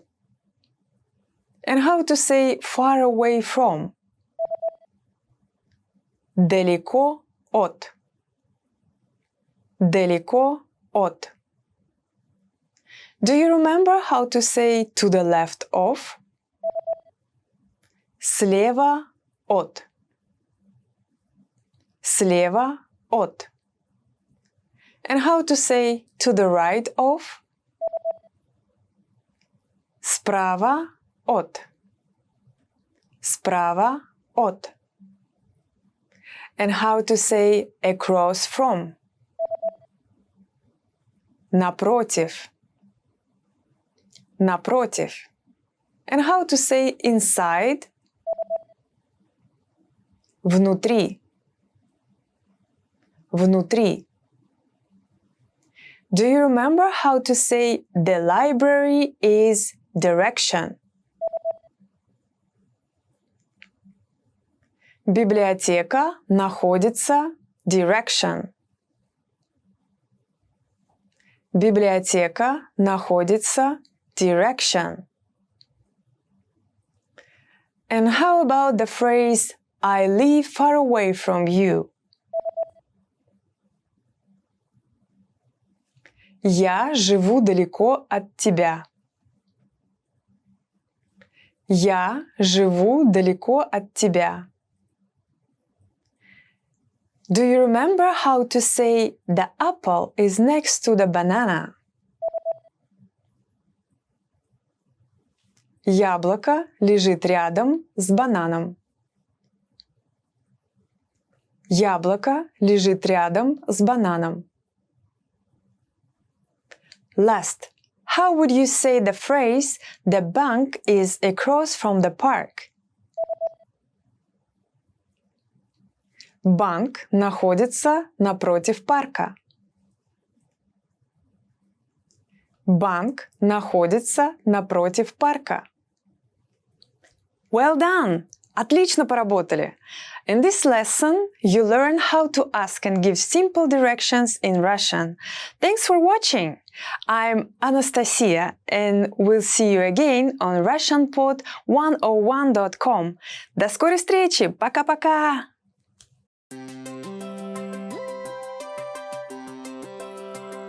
everyone, I'm Alicia. Welcome to Conversational Phrases. We've found that the best way to learn a language is to speak it from day one, and the best way to start speaking is to learn phrases that you'll use in real conversations. Today, we'll learn conversational phrases about occupations. After watching this video, you'll be able to talk about your job and ask what somebody does for a living. And if you want to learn more vocabulary, phrases, and example sentences you can use in real-life situations, click the link in the description to download your occupation PDF cheat sheet for free. Now, let's take a look at some conversational phrases. Listen to the dialogue. Чем ты занимаешься? Я художник. Listen to it again, now with the English translation. Чем ты занимаешься? What do you do? Я художник. I'm an artist. First of all, you need to learn how to say, what do you do? That's. Чем ты занимаешься? Listen to it again.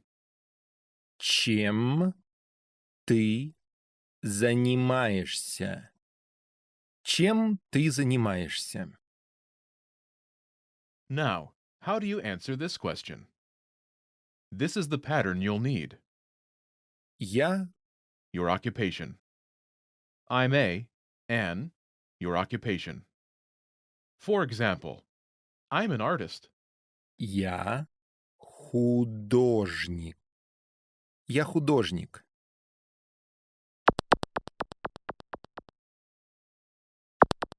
Here are a few more professions you can use with the same pattern. Police officer, Полицейский. Полицейский. teacher, Учитель. Учитель. Учительница. Учительница. doctor, Врач. Врач. engineer, Инженер. Инженер.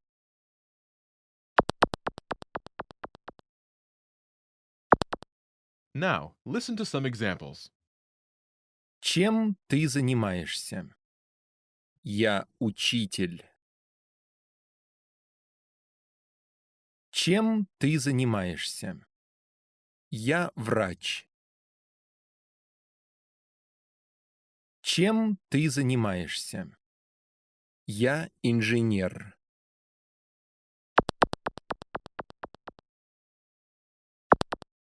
Okay, now it's your turn. Do you remember how to say, what do you do?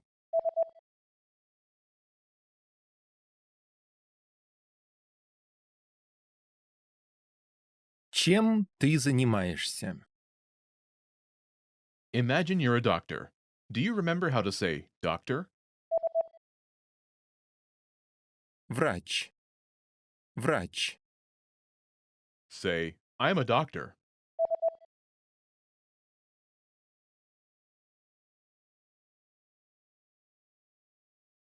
Я врач.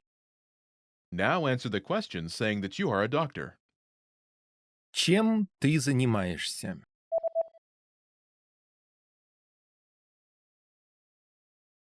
Я врач. Now, imagine you're a teacher. Do you remember how to say teacher? Учитель. Учитель. Say, I'm a teacher.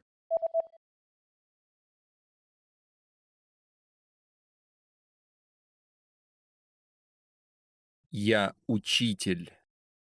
Now, answer the question saying that you are a teacher. Чем ты занимаешься?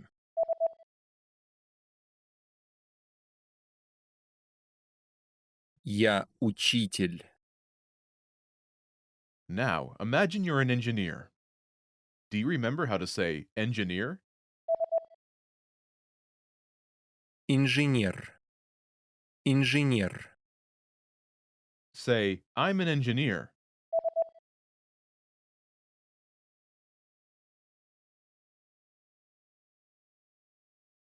Я инженер. Now, answer the question saying that you are an engineer. Чем ты занимаешься?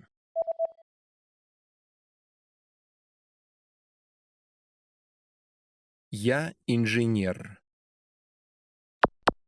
Well done! In this lesson, you learn new occupation-related vocabulary and phrases you can use in your everyday life. You are now able to talk about your job like a native speaker. Start by practicing in the comments below. Tell me about your job. Lastly, don't forget to click the link in the description and download your PDF cheat sheets. You'll get useful phrases you need for everyday life for free. See you in the next lesson. Bye!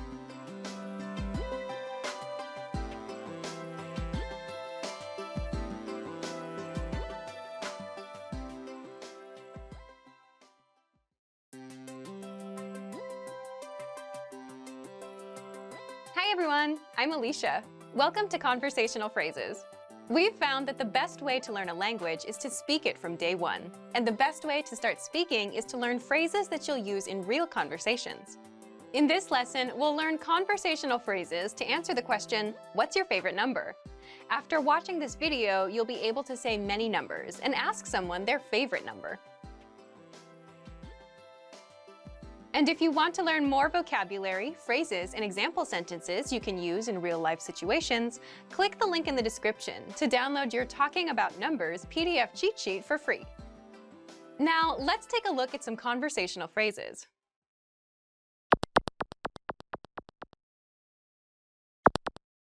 Listen to the dialogue. Какое у вас любимое число? 7. Once more with the English translation.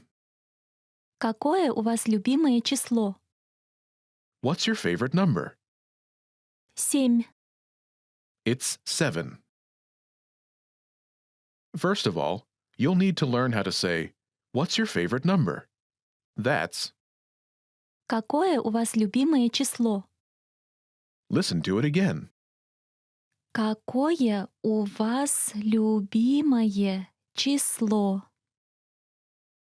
Какое у вас любимое число?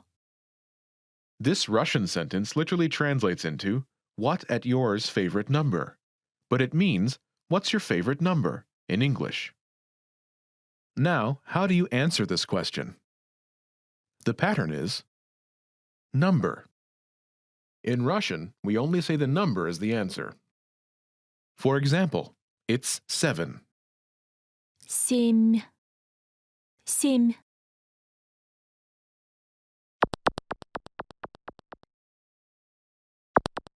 Here are a few more numbers you can use with the same pattern. 7, 7. 7. 2, 2. 2. 4, 4. 4. 9,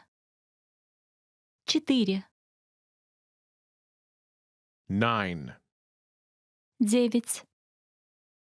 9.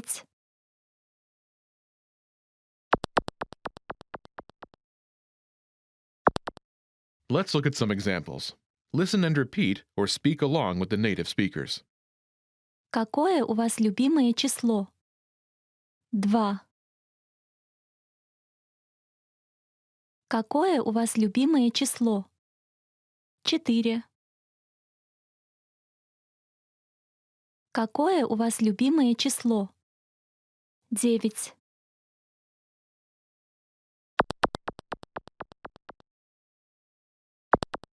Okay, now it's your turn. Do you remember how to say, what's your favorite number?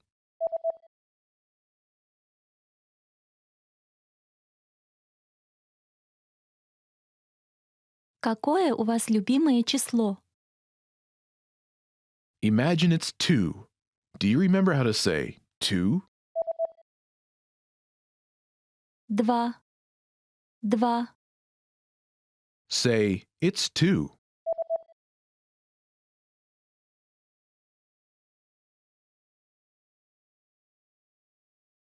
2. Now answer the question saying, it's 2. Какое у вас любимое число?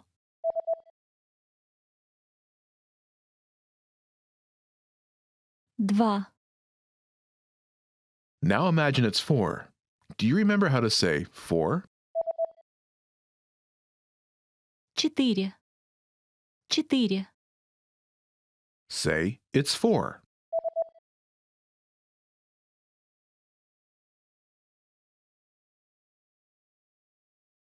4. Now, answer the question by saying, it's 4. Какое у вас любимое число?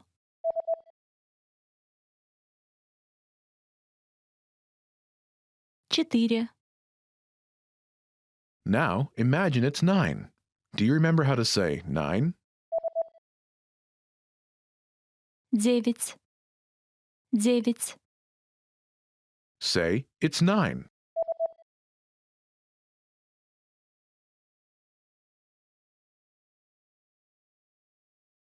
9. Now, answer the question saying, it's 9. Какое у вас любимое число?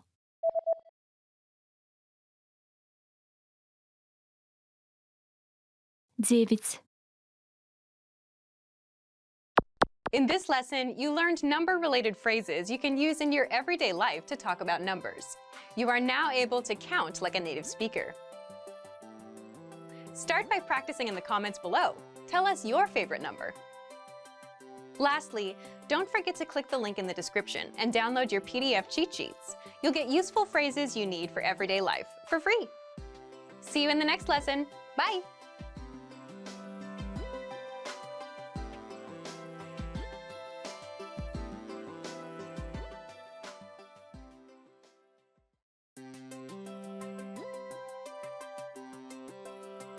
Hey everyone, Alicia here.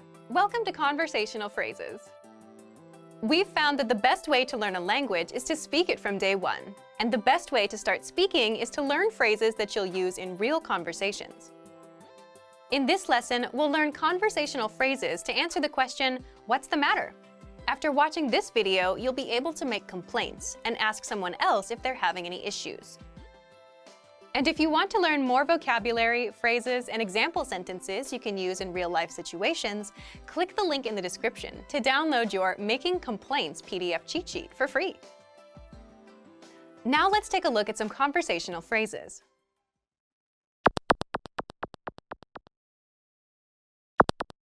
Listen to the dialogue.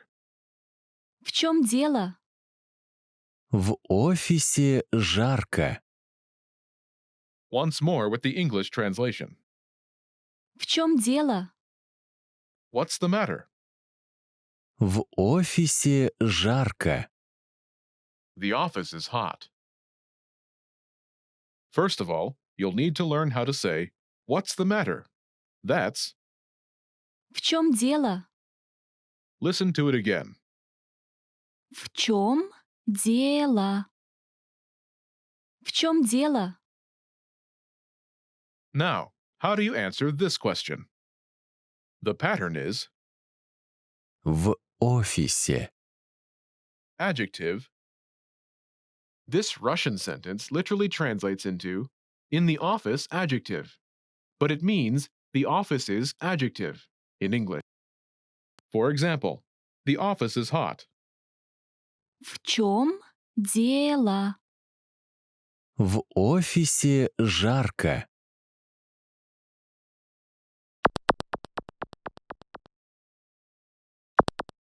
Here are a few more examples you can use with the same pattern to make complaints. Hot, Жарко. Жарко. cold, Холодно. Холодно. noisy, Шумно. Шумно. dirty, Грязно. Грязно.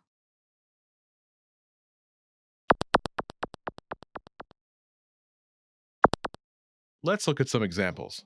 Listen and repeat or speak along with the native speakers. В чем дело? В офисе холодно. В чем дело? В офисе шумно. чем дело? В офисе грязно.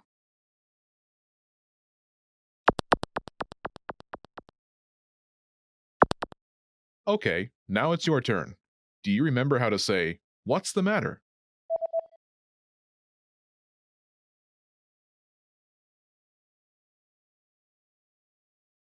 В чем дело? Imagine the office is cold. Do you remember how to say cold? Холодно.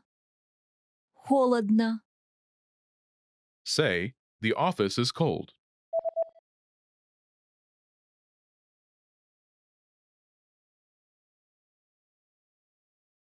В офисе холодно. Now answer the question saying the office is cold. В чем дело?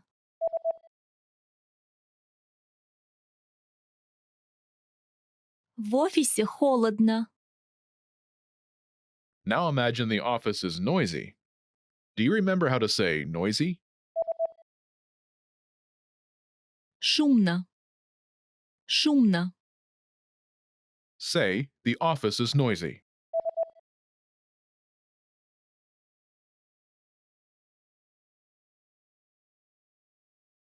В офисе шумно.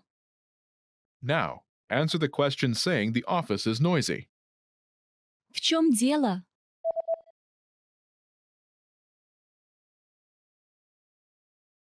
В офисе шумно. Now imagine the office is dirty. Do you remember how to say dirty? Грязно. Грязно. Say, the office is dirty.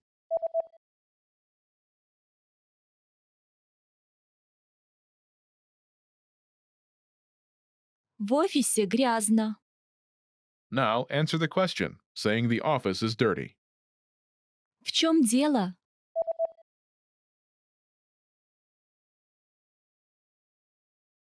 В офисе грязно. In this lesson, you learned new vocabulary and phrases you can use in your everyday life to make complaints. You are now able to share your concerns like a native speaker. Start by practicing in the comments below. Make any complaints you may have today. Lastly, don't forget to click the link in the description and download your PDF cheat sheets. You'll get useful phrases you need for everyday life for free. See you in the next lesson. Bye!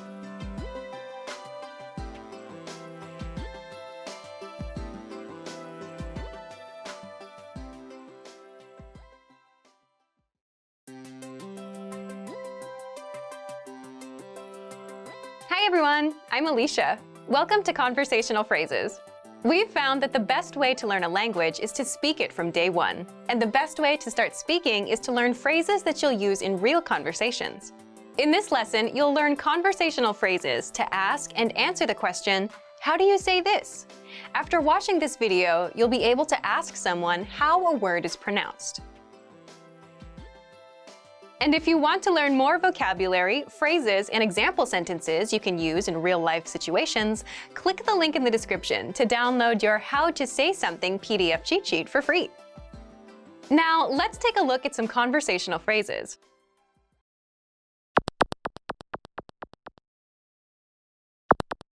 Listen to the dialogue.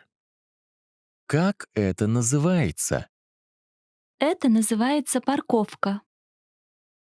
Once more with the English translation. Как это называется? How do you say this? Это называется парковка. It's parking lot. First of all, you'll need to learn how to say, how do you say this? That's, Как это называется? listen to it again. Как это называется? Как это называется? This Russian sentence literally translates into, how is it named? But it means, how do you say this in English? Now, how do you answer this question? The pattern is, Это называется. word. This Russian sentence literally translates into, it word, but it means, it's word in English. For example, It's parking lot. Это называется парковка. Это называется парковка.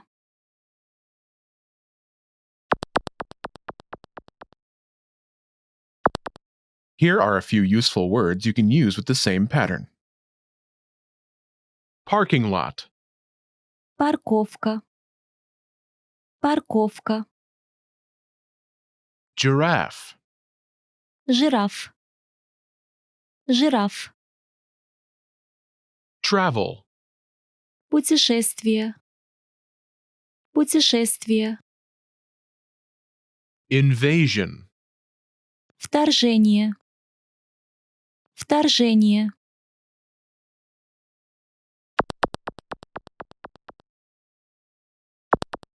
Let's look at some examples. Listen and repeat or speak along with the native speakers. Как это называется? Это называется жираф. Как это называется? Это называется путешествие. Как это называется? Это называется вторжение.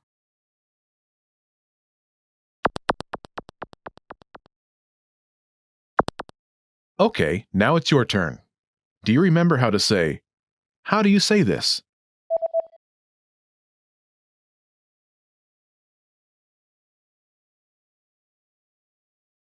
Как это называется? Imagine it's the word giraffe. Do you remember how to say giraffe? Жираф. Жираф. Say, it's giraffe.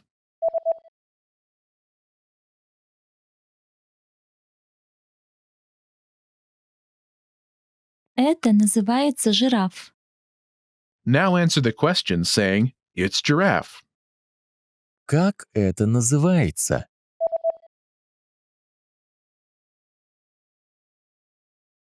Это называется жираф. Now imagine the word is travel. Do you remember how to say travel? Путешествие. Путешествие. Say, it's travel.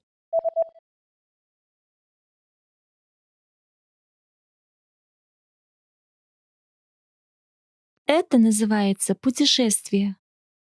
Now, answer the question saying it's travel. Как это называется?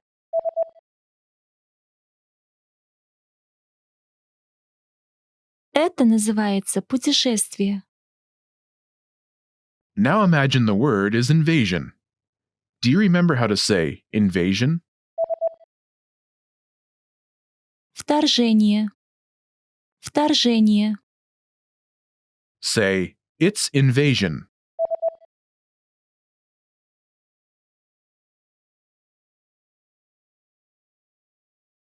Это называется вторжение. Now answer the question saying it's invasion. Как это называется?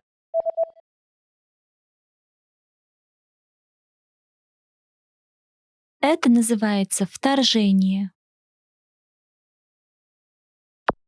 In this lesson, you learned new vocabulary and phrases you can use in your everyday life to ask someone how something is said.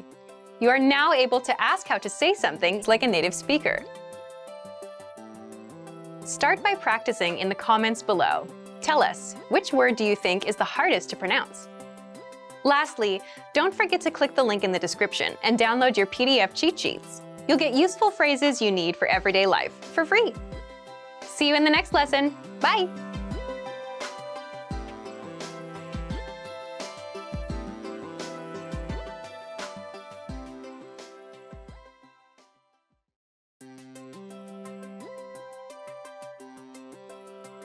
Hey everyone, Alicia here. Welcome to Conversational Phrases. We've found that the best way to learn a language is to speak it from day one. And the best way to start speaking is to learn phrases that you'll use in real conversations. In this lesson, we'll learn conversational phrases to answer the question, how's your mother? After watching this video, you'll be able to talk about well-being and ask how someone is doing. And if you want to learn more vocabulary, phrases, and example sentences you can use in real-life situations, click the link in the description to download your Conversation About Family Well-Being PDF cheat sheet for free. Now let's take a look at some conversational phrases.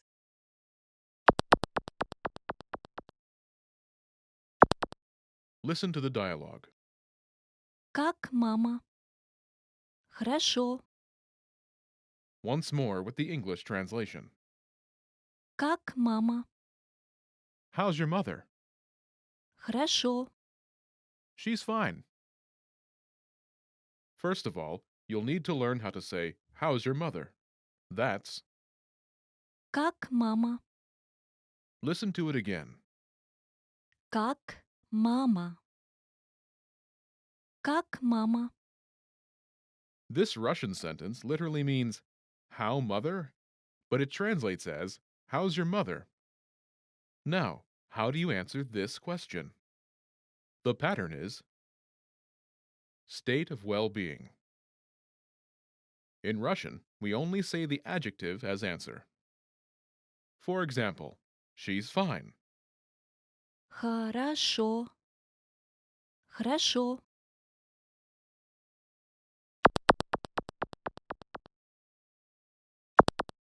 Here are a few expressions related to well-being that you can use with this pattern.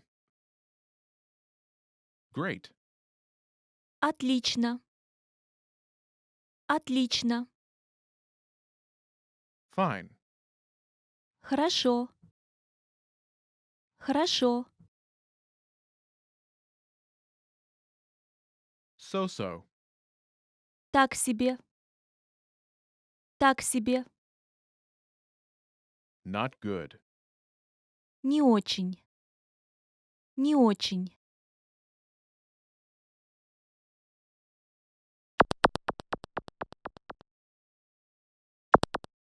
Let's look at some examples. Listen and repeat or speak along with the native speakers. Как мама? Отлично. Как мама? Так себе. Как мама? Не очень.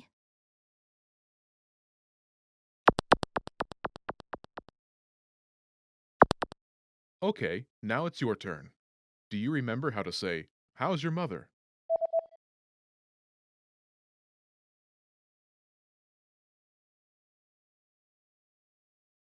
Как мама? Imagine she's great. Do you remember how to say, great? Отлично. Отлично. Say, she's great.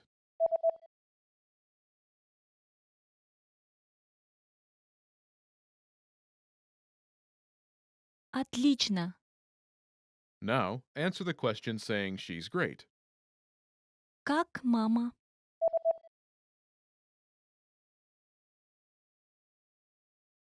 Отлично. Now imagine she's so-so. Do you remember how to say so-so? Так себе.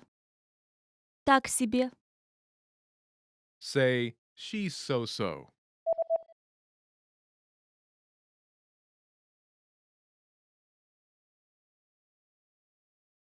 Так себе. Now, answer the question saying she's so-so. Как мама?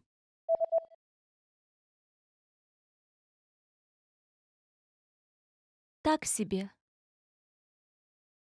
Now imagine she's not good. Do you remember how to say not good? Не очень. Не очень. Say, she's not good.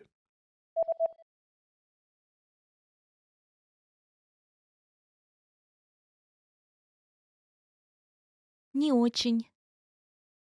Now, answer the question saying she's not good. Как мама?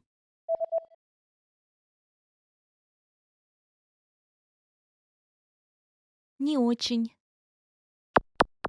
In this lesson, you learn new vocabulary and phrases you can use in your everyday life to talk about well-being. You're now able to talk about how someone is feeling like a native speaker. Start by practicing in the comments below. Tell me how you are today. Lastly, don't forget to click the link in the description and download your PDF cheat sheets.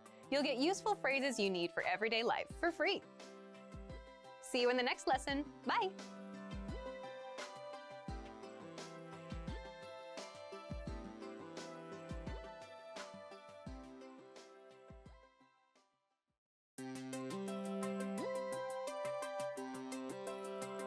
Hi everyone, I'm Alicia. Welcome to Conversational Phrases.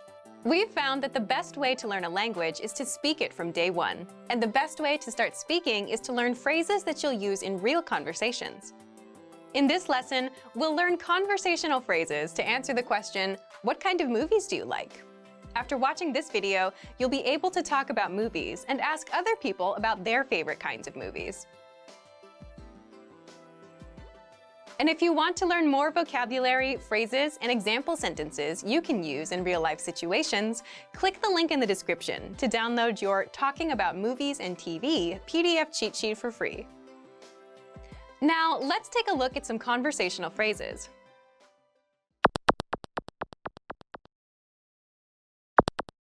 Listen to the dialogue. Какие фильмы вам нравятся? Я люблю ужасы. Once more with the English translation. Какие фильмы вам нравятся? What kind of movies do you like? Я люблю ужасы.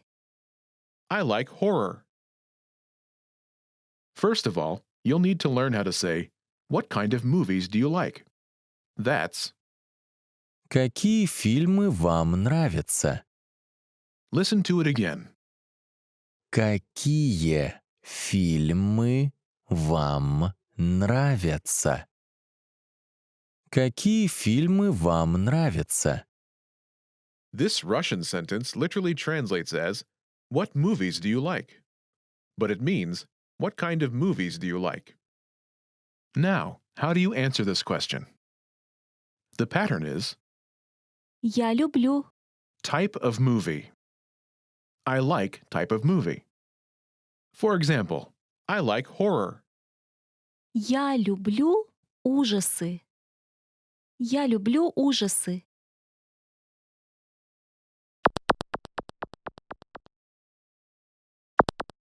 Here are a few more kinds of movies you can use with the same pattern to talk about movies. Horror, Ужасы. Ужасы. comedy, Комедия. Комедия. fantasy, Фэнтези. Фэнтези. romance, Романтика. Романтика.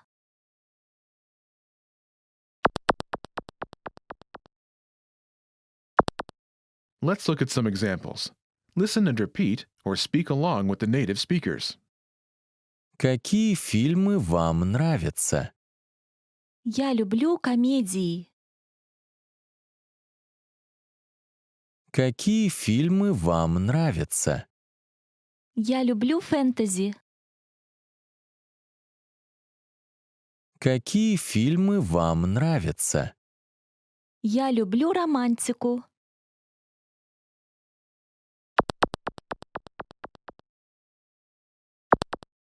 Okay, now it's your turn. Do you remember how to say, what kind of movies do you like?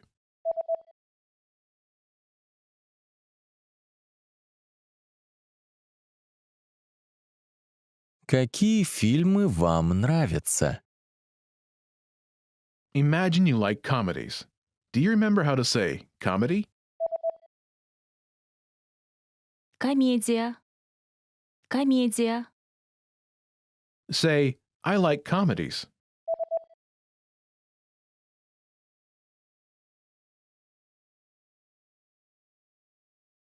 Я люблю комедии.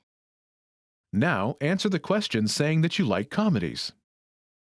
Какие фильмы вам нравятся?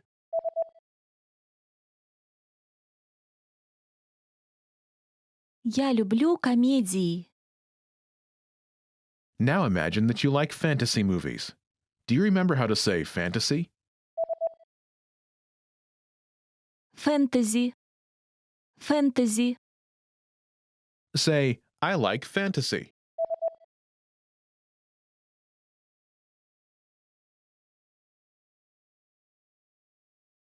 Я люблю фэнтези. Now, answer the question saying you like fantasy movies. Какие фильмы вам нравятся?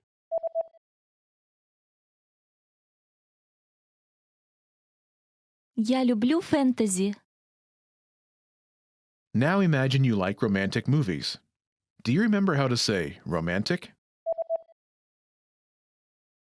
Романтика. Романтика. Say, I like romance.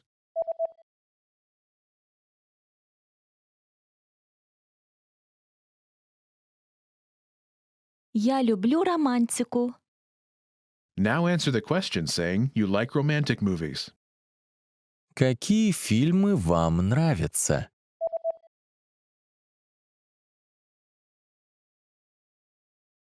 Я люблю романтику. In this lesson, you learned new vocabulary and phrases you can use in your everyday life to talk about movies. You are now able to talk about types of movies like a native speaker. Start by practicing in the comments below. Tell us what your favorite kind of movie is. Lastly, don't forget to click the link in the description and download your PDF cheat sheets. You'll get useful phrases you need for everyday life for free. See you in the next lesson. Bye!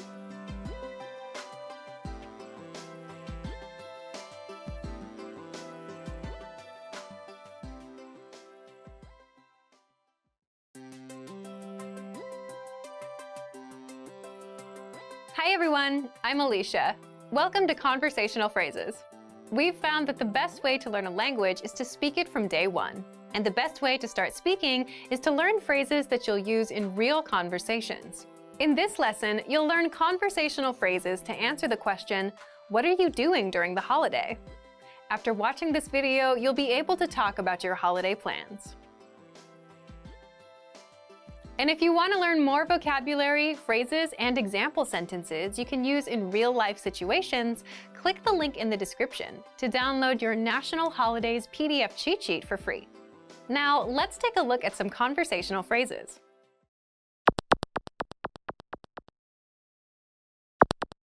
Listen to the dialogue. Что вы делаете на День труда?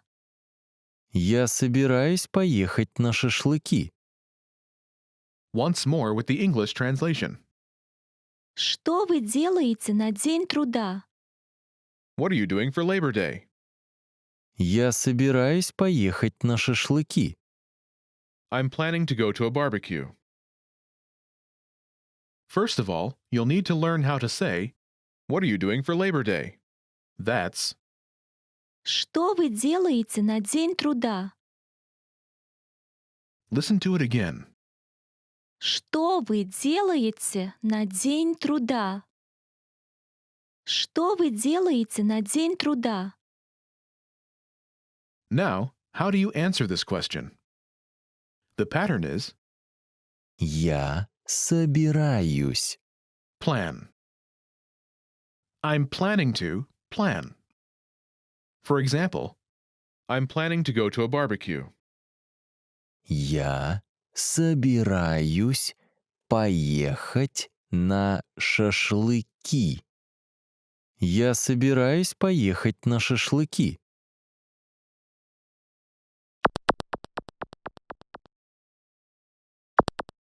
Here are a few more phrases you can use with the same pattern to talk about your plans. Go to a barbecue. Поехать на шашлыки. Поехать на шашлыки. Travel. Путешествовать. Путешествовать. Stay home. Остаться дома.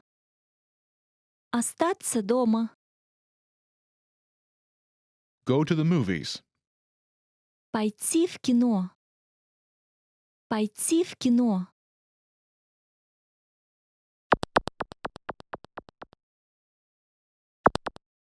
Let's look at some examples. Listen and repeat, or speak along with the native speakers. Что вы делаете на День труда? Я собираюсь путешествовать. Что вы делаете на День труда? Я собираюсь остаться дома. Что вы делаете на День труда? Я собираюсь пойти в кино.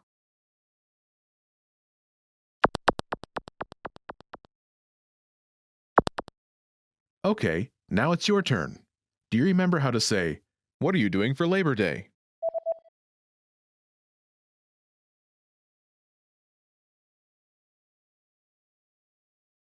Что вы делаете на День труда? Imagine you're planning to travel. Do you remember how to say travel? Путешествовать. Путешествовать. Say, "I'm planning to travel."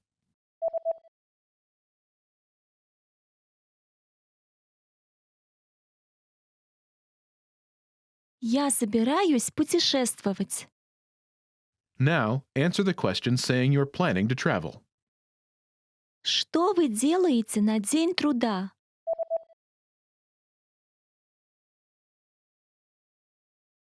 Я собираюсь путешествовать.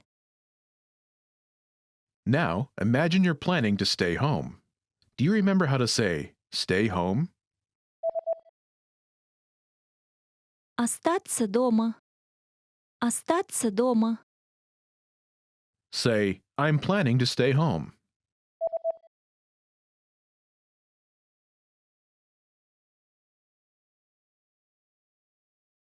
Я собираюсь остаться дома. Now, answer the question saying you're planning to stay home. Что вы делаете на День труда?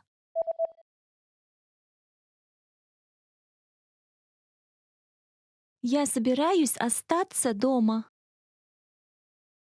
Now imagine you're planning to go to the movies. Do you remember how to say go to the movies? Пойти в кино. Пойти в кино. Say, "I'm planning to go to the movies."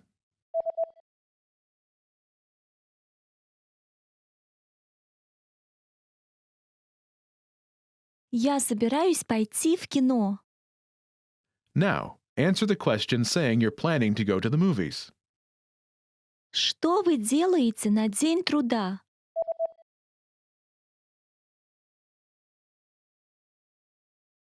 Я собираюсь пойти в кино.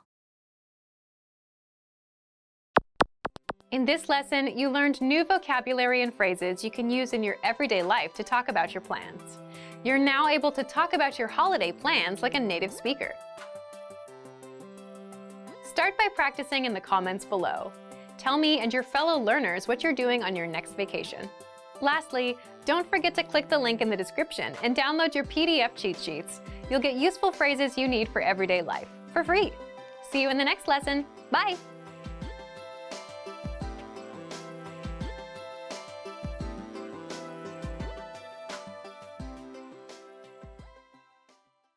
Expand your vocabulary with our core 2,000 words ebook. It's free and packed with essential expressions that you'll use on a daily basis. Start building your vocabulary today. Click the link in the description below to download your free Russian ebook before it's gone.